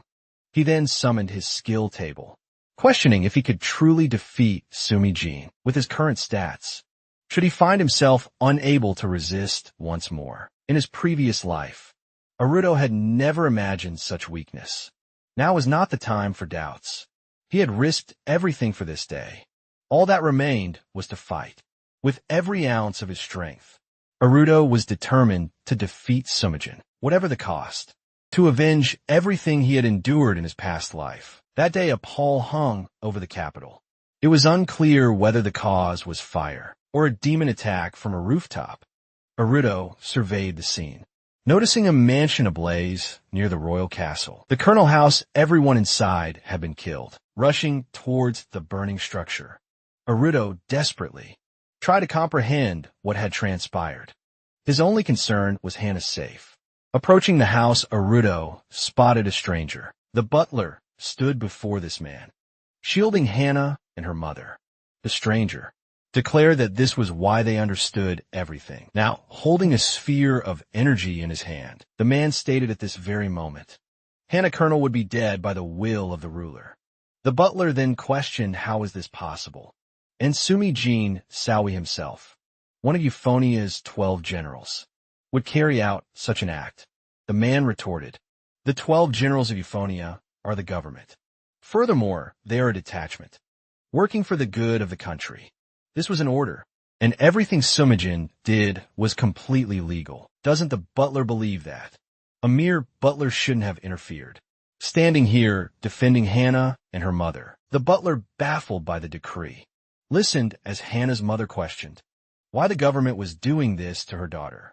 Turning to Lady Hana, the butler declared, how could there be a decree ordering the murder of a 15-year-old girl? As her butler, I will show no mercy to Sumijin, even if he is one of the 12 generals. Should he harm Lady Hana? When the butler attempted to attack, Sumijin repelled him with a single finger. Sumijin noted the butler's determination, reflecting that he had hoped the Duchess's butler might for once make him feel something. Yet the butler had disappointed him by burning a man. Sumijin stated, confirming the butler's gruesome fate. Hana, witnessing this horror, screamed Klein's name, reaching out to him in disbelief. Aruto merely observed the unfolding situation. Sumijin dismissed it all as futile, admitting that even after killing the butler, he felt nothing. The magician mused. He might feel something if there were more at stake. He turned to the girls, asking if they understood. Hana looked at her mother, who reassured her, saying everything would be fine, and she would protect her. Hugging her daughter tightly, she whispered, "I love you, my sweet Hana." Anna's mother stepped forward to shield her daughter, telling the magician to stay away from the young girl. She declared his goal was to destroy the dukes. Sumijin countered, "That's not it at all. From this moment, the Colonel family will be safe." Sumijin announced. The original plan was to exterminate the entire family, but the owner of the house obeyed the king's order. Hana's father rejected Lady Hana, in accordance with the king's decree. Hearing this, the mother cried out in disbelief, while Hana's face crumpled as she realized her father's betrayal. Sumijin stated that the true duke knew what was more important than this girl. He knew what outweighed even his wife's life. "You're still the duke's wife." He sneered, then pierced the woman, declaring that abandoning his daughter, for the sake of the family, was nothing short of stupidity. Watching it all, Hana sat sobbing. Her mother, now dead Sumijin, remarked on the beautiful expression on the girl's face.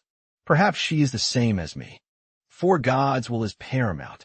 But most of all, I want to know if people truly exist." He mused. He then asked Hana if she ever felt that people in this world only seem to have their own will, but are in fact nothing more than illusions created by God's magic. Sumijin admitted he had conducted countless experiments, but couldn't find an answer, hoping the girl might tell him whether she was an illusion or a person. Tearfully, Hana affirmed that she was a person. Sumijin immediately demanded, "Who allowed you to speak?" "I was asking your soul." Hana recoiled in fear, and Sumijin seemed to relish the expression. On her face it appeared he was finally beginning to understand something. Through her, he unleashed a barrage of wind swords at Hana, observing her reaction, and declared, "This is perfect. The girl is the best." Aruto emerged from his hiding spot, demanding Hana's release. Sumijin turned at the sight of Aruto, who then found himself unable to move. "What a perfect moment," Sumijin remarked. "For you, young man. Cannot possibly believe you have a right to exist." Approaching Aruto, Sumijin stared him down and declared, "You don't deserve to live. You're just a little boy who dared to interrupt my research. And by doing so, you're practically begging for death." Sumijin considered killing Aruto, but then remembered he couldn't simply take the life of anyone not connected to the colonels. Turning to Aruto, he proposed a different approach. A brilliant idea struck him, prompting him to conduct an experiment. Aruto would be the observer, as he proceeded to kill Lady Hana. Lady Hana's pain, mixed with Aruto's despair, would allow him to truly experience what it meant for people to exist, rather than mere illusions. What a brilliant plan he mused, reaffirming his belief that Sumijin was undeniably a genius. Aruto silently stretched out his hand, attempting to reach Hana. Sumijin observed that Aruto couldn't even scream, explaining that this was due to his standard of living, an immutable law of fortune, the very will of God. He advised Aruto to grasp this concept fully. For having been born with only 2 weeks of life, Aruto could only sit silently. Utterly powerless, Aruto desperately wanted to move, to beg Sumijin to stop, but Sumijin unleashed the full force of his power on Hana, and the girl perished. Aruto could only watch, tears streaming down his face. Sumijin then declared the mission complete. He feigned regret, yet the magician felt absolutely nothing. The next moment, he casually flung Aruto aside, who lay weeping, tormented by his failure to save Hana, by his own profound weakness. Sometime later, Hana's body was discovered under a watermill in a stream on the outskirts of the city. A letter found with her claimed she lacked talent and couldn't bear to disgrace her family's name. The handwriting on the note was distinctly not Hana's, yet it was presented as proof that she had orchestrated her own death. Naruto sat by a window recalling these events and vowed never to let such a tragedy repeat. With only an hour remaining until Hana's death, suddenly, a figure in a raincoat appeared on the street, and Naruto immediately lunged at him. Sumijin asked who he was, and Naruto introduced himself as just Naruto, a peasant with the first standard of living. Sumijin seemed surprised. Naruto then revealed you are the 12th General Euphony. Mr. Sumijin Salway, aren't you? The magician replied that if Naruto knew this, he couldn't simply walk away, as he had an ongoing matter. Naruto retorted that he couldn't, for he was there to put an end to this stupidity. Hearing the word stupidity, Sumijin stated he was merely fulfilling a royal order. Since Naruto intended to stop him, he would simply have to eliminate Naruto. Naruto felt the familiar paralysis Sumijin had used, submission rendering Naruto immobile. The magician attacked Naruto with his staff, admonishing him, "Get out of my way. How dare you interfere with me? You have no idea what you're getting into." Naruto only stared at Sumijin, who couldn't comprehend the look in Naruto's eyes. Pushing him further would be pointless. So Sumijin urged Naruto to give up, throwing Naruto against the wall. Sumijin wiped sweat from his brow, pondering the strangeness of losing his temper. He found it peculiar how stubborn some children could be. A mere bump, often disrupting everything. The next instant Naruto materialized before Sumijin, clutching his dragon bone dagger. Sumijin hadn't anticipated this at all. And then a shift in Naruto's displayed stats showed increased resistance. His life level had ascended from 1 star to 2. The magician noted Naruto's attack, unable to comprehend how a child, with only a first level of life, could possibly land a blow on him. What exactly was happening? Naruto recalled that, during his week of training with Magica and Lion, he had already adjusted his life level. The main issue had been enemy spells, specifically submission, but he had anticipated that with his current experience, he would soon develop resistance. As expected, the restriction lifted after several attacks, and Naruto mused that everything was proceeding according to plan. Naruto had never imagined his fundamental status could change, yet he had successfully altered his level, a feat considered impossible by the world's laws. This must be the power of the creation talent. Naruto mused. Naruto seemed to have just awakened. Observing Naruto from the air, Sumijin was unsure what trick Naruto was performing. Nevertheless, Sumijin informed Naruto that his interference would not alter the inevitable outcome. Naruto retorted that it was absolutely not Sumijin's decision to make. Recognizing Naruto's genuine confidence, the magician scoffed. What could such an insignificant guy hope to achieve by challenging the might of my staff dodging? Naruto marveled at the lightness of his body. The sheer amount of mana he now commanded was incomparable. Confident he could cast any spell. Naruto admitted to the magician, "Yes, I may be an insignificant mage, but I intend to protect those dear to me." Naruto then invoked a barrage of spells. Concentrated fire magic of a shooting torch, the concentrated ice magic of an icicle coffin, the concentrated air magic of a storm ascension, and the concentrated water magic of a hydraulic explosion. Witnessing this, Sumijin understood everything. Naruto was simultaneously wielding several advanced level spells. This was no ordinary fight to be won with bare hands. Continuous assault was necessary. Sumijin realized that by acknowledging Naruto's power, he had already escalated the confrontation. Sumijin unleashed a deadly flash of black ash against Naruto in turn. Naruto countered with all his spells. Observing the incoming attack, Naruto realized his 4 spells were only equivalent to a single one from Sumijin, confirming Sumijin's reputation as truly the best magician in the country. However, Naruto found Sumijin's skill not as overwhelming as he initially believed. At this level of challenge, he saw a distinct chance of victory. In the next instant, Naruto deployed water balloons, creating a dense cloud of steam. Sumijin swiftly recognized Naruto's tactic. Understanding, he aimed to obscure his vision. Naruto immediately closed the distance, attacking Sumijin with his sword. Sumijin flawlessly parried and evaded every strike. Sumijin declared Arudo's efforts an annoyance, reminding him that defeating one of Euphonia's 12 generals was far from simple. Arudo struggled to comprehend how Sumijin dodged his attacks so flawlessly, recognizing his opponent's formidable agility, in addition to his magical prowess. Determined not to miss again, Arudo prepared for another assault on Sumijin. Sumijin, perceiving Arudo as a persistent, annoying fly, deployed a sensitive grid of highly concentrated mana. Within this area, he could detect the slightest movement or mana flow. He dared Arudo to enter, warning that touching the grid would be his undoing. As Arudo neared the grid, Sumijin initially believed he was attacking. However, he quickly realized the grid hadn't registered Arudo, who had suddenly changed his trajectory.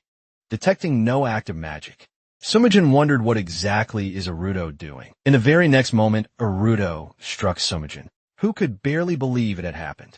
Arudo declared the fight finished. Yet Sumijin, to his astonishment, began to thank him, mentioning a lord. Looking up, Arudo realized a street lamp was plummeting directly towards him. He managed to dodge it, prompting the magician to remark that Arudo wouldn't appreciate his thanks. Even so, the magician questioned Arudo, demanding what kind of trick reflected Sumijin's magic. I couldn't detect its activation. Yet that was my magic, wasn't it? Arudo internally confirmed. This was a hack he'd implemented specifically for this battle. His plan involved using steam to disorient the magician, forcing him into a confined space. Only one step remained, and it was no mere accident. If a god truly intervened, Arudo wouldn't have stood a chance from the start. As Arudo pondered this intently, the magician, receiving no reply, decided that if Arudo didn't wish to answer, it wasn't truly necessary. Using the oracle of the god Fortimus, the magician then declared his order to eliminate the germ of the hero as soon as possible. However, the emergence of such an obstacle suggested something deeper.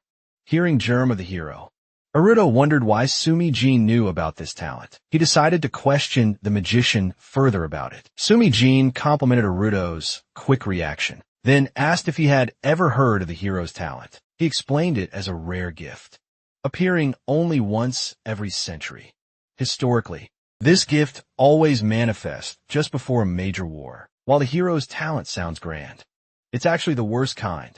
Its very existence sowing discord in the world. Thus, the god Fortimus attempts to eliminate the hero. While still a fetus, Sumijin was a trusted individual. Arudo now understood the foolishness of his past actions. The magician then turned to Arudo, elaborating on the situation.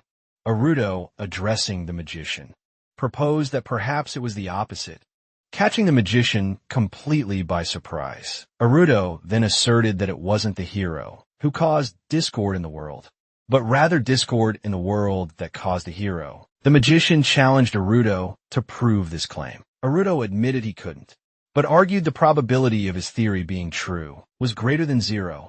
The magician stated he appreciated a doubting mind, but insisted that without a theory, Arudo must remain silent. He concluded it was time to end this, attacking Arudo and demanding if he would finally surrender.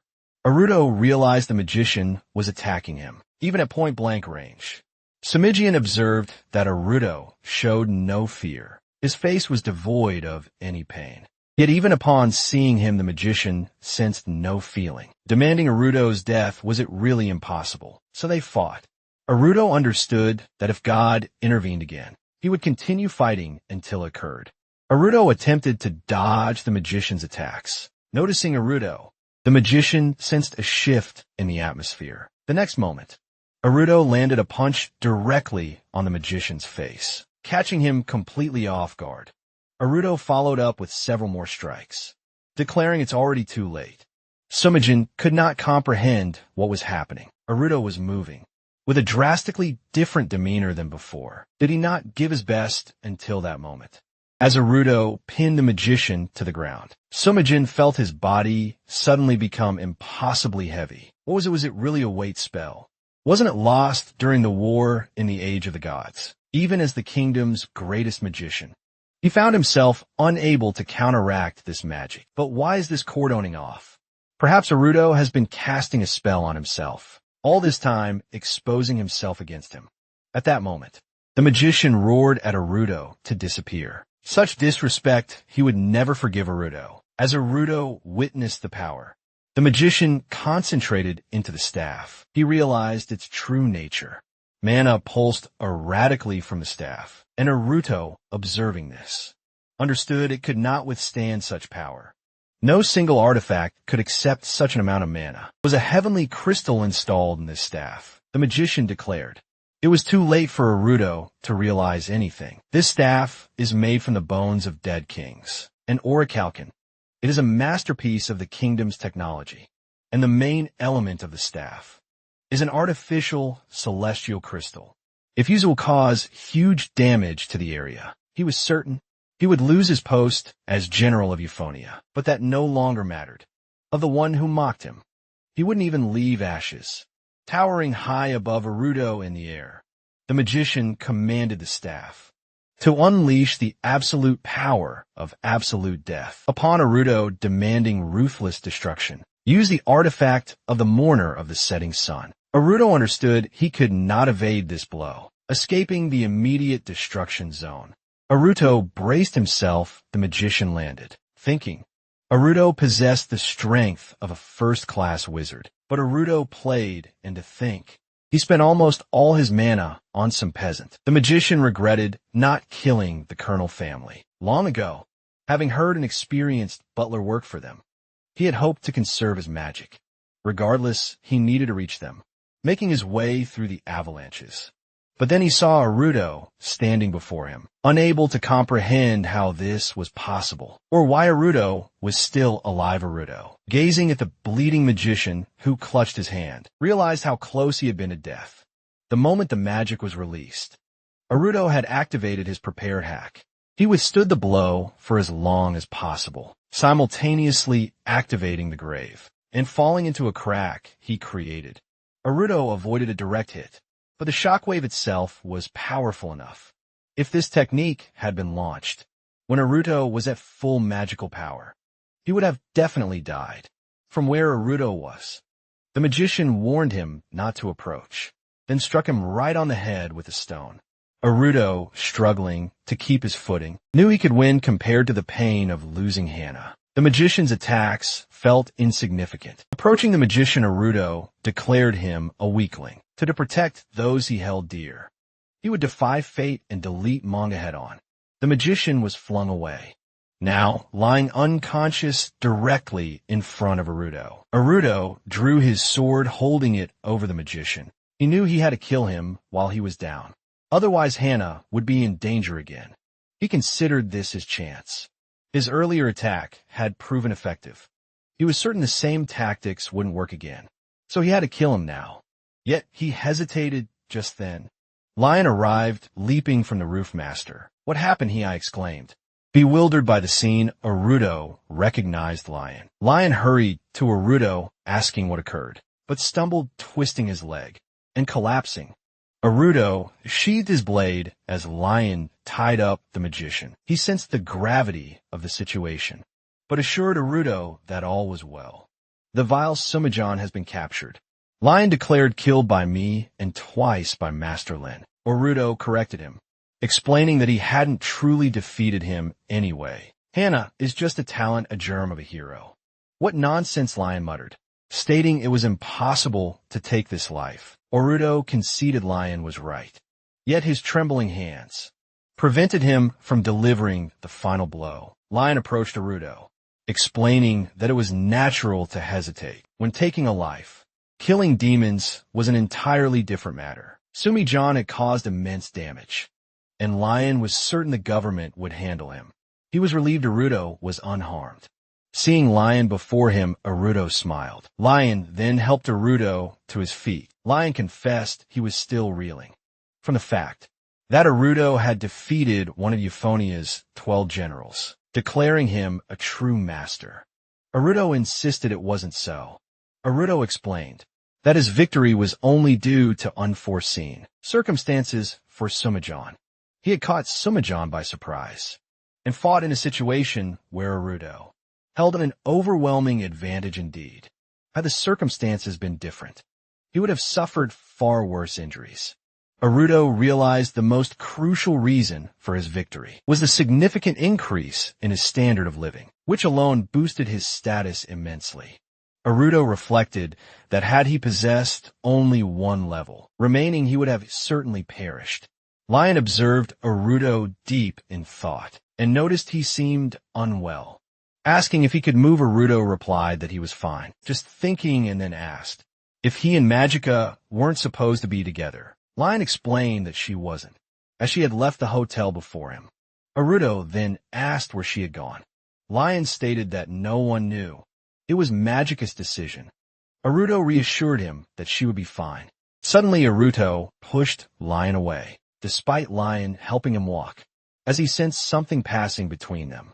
Arudo realized he still hadn't fully recovered. Moreover, he saw Citri standing before them, who greeted them, remarking that it had been a long time. Lion turned to Arudo and asked who the girl was. Citri, bewildered that Arudo didn't remember her, reminded him, "I'm Citri Justice, the one who helped secure the dragon's reward, one of Euphonia's 12 generals, an official of the Council of True and False. How could you not remember, if your brains are still in place?" Lion, observing her hair, wondered about the spirals, and thought the girl looked like a villain. She approached Lion, criticizing Arudo's lack of style for failing to appreciate her haircut's beauty. Arudo retorted, "You mean you're the only one who has any feeling for it?" Turning away from Lion, the girl demanded what was wrong with him. She declared she'd had enough. They couldn't waste time arguing with a stupid commoner. "I am here for Arudo," she stated, pointing a finger at Arudo. The girl declared him evil. Arudo was taken aback by this declaration. "What nonsense," Lion retorted. Defending Arudo, it wasn't Arudo who devastated the city, but Sumi-John Master did nothing wrong. The girl replied that she was, of course, aware of the situation. Semi-John had been removed from his post as general, and measures were being taken against him. But that wasn't her concern. Her mission, she stated, was to eliminate those recognized as evil by God, in the name of the Judicial Council of True and False. She declared, "I condemn you for your sins." She then lunged at Arudo with her sword. Still reeling, Arudo sat on the ground, realizing he was under attack once more. This time Lion stood before him, sword drawn, shielding him. Lion questioned the judicial authority's role, asking if it was to murder innocents, declaring he wouldn't allow a single finger to touch his master. Citri repelled, bounced back, her attack blocked by Lion's sword. She mused aloud that she had dismissed him as a mere muscular fool, but he was clearly highly skilled. Lion in turn challenged her, asking how she intended to defeat him with such a thin blade, asserting he would handle her himself, not Arudo from behind Lion. Arudo urged caution, explaining the girl's weapon was special. He asked Lion to trust him. Lion advanced on the girl, offering to attack and calling her a curly-haired villain. Arudo tried to warn him. At that moment, the girl struck Lion, and Arudo immediately sensed the danger. Citri then asserted that Lion couldn't defeat her, successfully wounding him.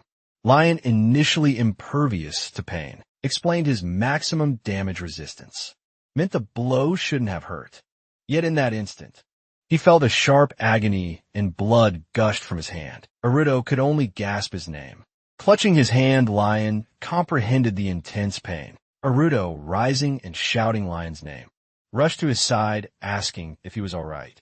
He didn't understand how Lion could be hurt, as Lion believed his pain resistance was absolute. Then looking at Citri, Arudo realized she, despite her appearance, had activated a special ability. Arudo explained that the sword was an artifact, embodying their belief in absolute justice, and belonged to Citri.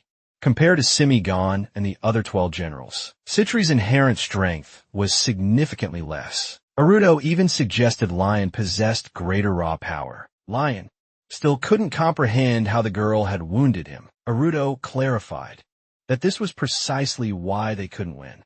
The weapon cursed opponents stronger than its wielder. Citri, understanding Lion's superior strength, had intentionally attacked him to activate this curse. Consequently, Lion's damage resistance was nullified, leaving him deeply wounded. Aruto explained that she couldn't be neutralized with a single blow. He revealed that even a mere touch to her hair had the same devastating effect. Inflicting too much damage would cost them their own lives. The stronger Aruto became, the more difficult victory would be. It was through this weapon that Citri Justice maintained dominion over 12 generals in Euphonia. Hearing this entire explanation, Lion found it deeply unfair.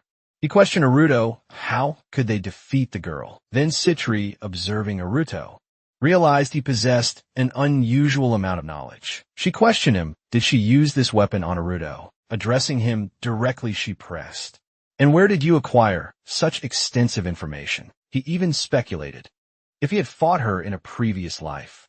Aruto dismissed it as a foolish joke, warning that if she was merely stalling to recover, he wouldn't allow it suddenly. An explosion erupted, leaving everyone bewildered. Upon seeing the blast, Aruto realized it originated from Cornello's house. He then questioned if anyone other than Simigon could be attacking them. Aruto turned to Lion, urging him that they had to hurry. A moment later, they spotted a blinding light. Aruto sensed a power far exceeding Simigon's. Realizing Hana was in danger, they found themselves pursued by Citri, who scornfully remarked, did he truly believe he could escape me in such a state? At the same time, Citri pondered. What was that noise? Was it their god fortune shining? She observed Aruto, who seemed to be delaying his conscience. Tormented before the gods. Was she right? She wondered that he was trying to run away. She moved to end this by attacking Aruto with her sword. Aruto, consumed by his own thoughts, wished he had truly defeated Simigon, yet he still couldn't save Hana. Unexpectedly, Ru proved useful, as Aruto never imagined he would resist Citri. Aruto grabbed the slime, bewildered by Ru's actions, and initially thought it was a joke. As the substance spread through his hands, Aruto desperately tried to understand, pleading with Ru to answer and not to die, citing the countless memories that bound them together. The next moment, Aruto was left with only a single split ball. Citri sat before Aruto, who was furious that she had killed Ru. He drew his sword, determined to attack her.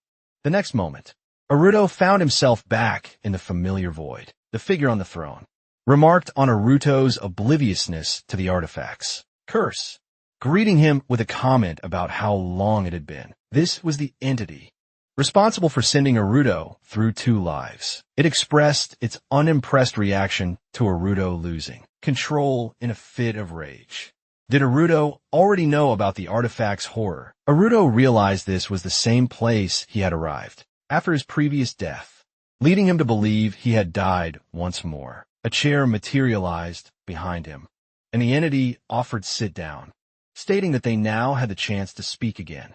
Aruto asked if he had died, to which the entity replied that he had not. His soul had simply reached its limit. He could be reborn, though his current body would be discarded. His soul, however, would remain as it was in his last life. The entity noted that Aruto was living a much harsher life, this time around shaken by Ru's death. Aruto's soul had been a mere millimeter from complete annihilation. Aruto asserted that he had already died. He then demanded to be returned immediately. The entity stated that before doing so, it had one question for Aruto.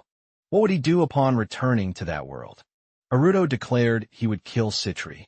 The moment he returned, he would exact vengeance for Ru. At that moment, a rift opened beneath Aruto. The entity then informed him that he could not return to that world.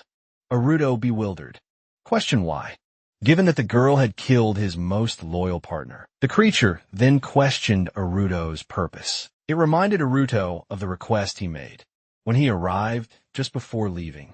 As the creature spoke, Aruto recalled its smiling hand. Seeing Aruto's memories stir, the creature affirmed their shared goals. They could not idly watch as his soul was destroyed before fulfilling its purpose. It advised Aruto to calm down and then reiterated its question. What would he do upon returning to this world? Aruto realized his burning desire for revenge for Ru, but understood that surrendering to emotion would only lead to the loss of even more cherished individuals. He had begun this new life specifically to save Hana. Aruto explained his resolve to the creature, which then confirmed his understanding. By risking his very soul, Aruto aimed to save someone dear to him. For this reason, they had sent Aruto forth towards victory. Aruto declared that he would resume their bet, stating that there was no possibility of replaying until his soul was completely expended. The blade halted mere inches from Citri's face. She stared at Aruto, urging him to wait and calling him a sinner. Aruto mused that his sword was exceptionally potent. Against powerful adversaries, however, there was also an ability designed to exploit weak opponents, though its use would curse the wielder as a backlash. He further considered that Citri should have suffered significant damage during her assault on Ru. With a firm gaze, Aruto told her he no longer had time to waste on her. Citri was visibly surprised by his declaration. Turning to Lion, Aruto instructed him to evacuate Ru to a safe location. Lion then questioned if Aruto intended to proceed alone, insisting that he would accompany him. Aruto then turned to Lion, explaining he did not want Ru to suffer any further. His plan was for them to return together once he saved Hana. Until then, Aruto himself was responsible for taking care of Lion and protecting Ru. Lion, in turn, stipulated that Aruto must protect Hana return alive. Aruto smiled, affirming he would do exactly that. Bidding Aruto farewell, Lion then turned to Citra, telling her she should have fled. Citra, however, failed to grasp his meaning. Lion addressed her, pointing out that as one of the 12 generals, her lack of understanding was alarming. He mused that perhaps this kingdom was truly nearing its end. As Lion spoke, other beings began to descend from the sky. Magica ran with all her might. Sensing Aruto was engaged in battle, she felt his powerful magical energy and surmised he was likely fighting Simigan. Realizing she needed to assist him, simultaneously, an alarming presence loomed over the Cornell house. She wondered if it was the work of the god Fortimus. Only today had the gift of the germ of God appeared in Hana's life. Magica understood that divine forces were stirring, even before the germ of the hero matured. But she didn't believe it was yet necessary to evacuate Hana. Then she witnessed something descend from the sky. Detonating the house, it was the shadows of God, and Hana was in grave danger. Entering the house, Magica witnessed the shadows of God, slaughtering its inhabitants. Instantly realizing Hana's parents and the butler were already dead, vowing not to let them touch the embryo of God. Magica fiercely fought the shadows. She then heard Hana scream from the top floor. Realizing numerous shadows blocked her path, Magica ordered them to clear a path. Breaking through them as she rushed towards Hana, a shadow of God stood before her, hurling a sword towards Hana. Magica urged Hana to hold on. Her own sword struck the shadow, and retrieving it, Magica addressed the girl grimly, informing her that her dad, mom, and all the employees were dead. Magica embraced Hana, chiding herself for her delay, but reassuring her that everything would be fine. Though Hana cried, Magica vowed to protect her, ensuring the shadows would never lay a finger on her again. Aruto also rushed into the house, realizing with a heavy heart that everything was unfolding exactly as before. Defeating Sumijin hadn't altered fate. If so, then Hana must already be dead. Aruto thought just then. Magica called out to him, with Hana standing safely behind her. Aruto felt immense relief that Magica had saved the girl. Addressing them, he asked if they were injured. Magica cut him off, stating that explanations could wait, and urged them to listen closely. What appeared in the sky were the shadows of God. And now something bigger, stronger will emerge. There is almost no time left. At that moment, Aruto saw another entity descend from the sky. He initially thought it was a demon, but then realized he couldn't believe his eyes at what stood before him.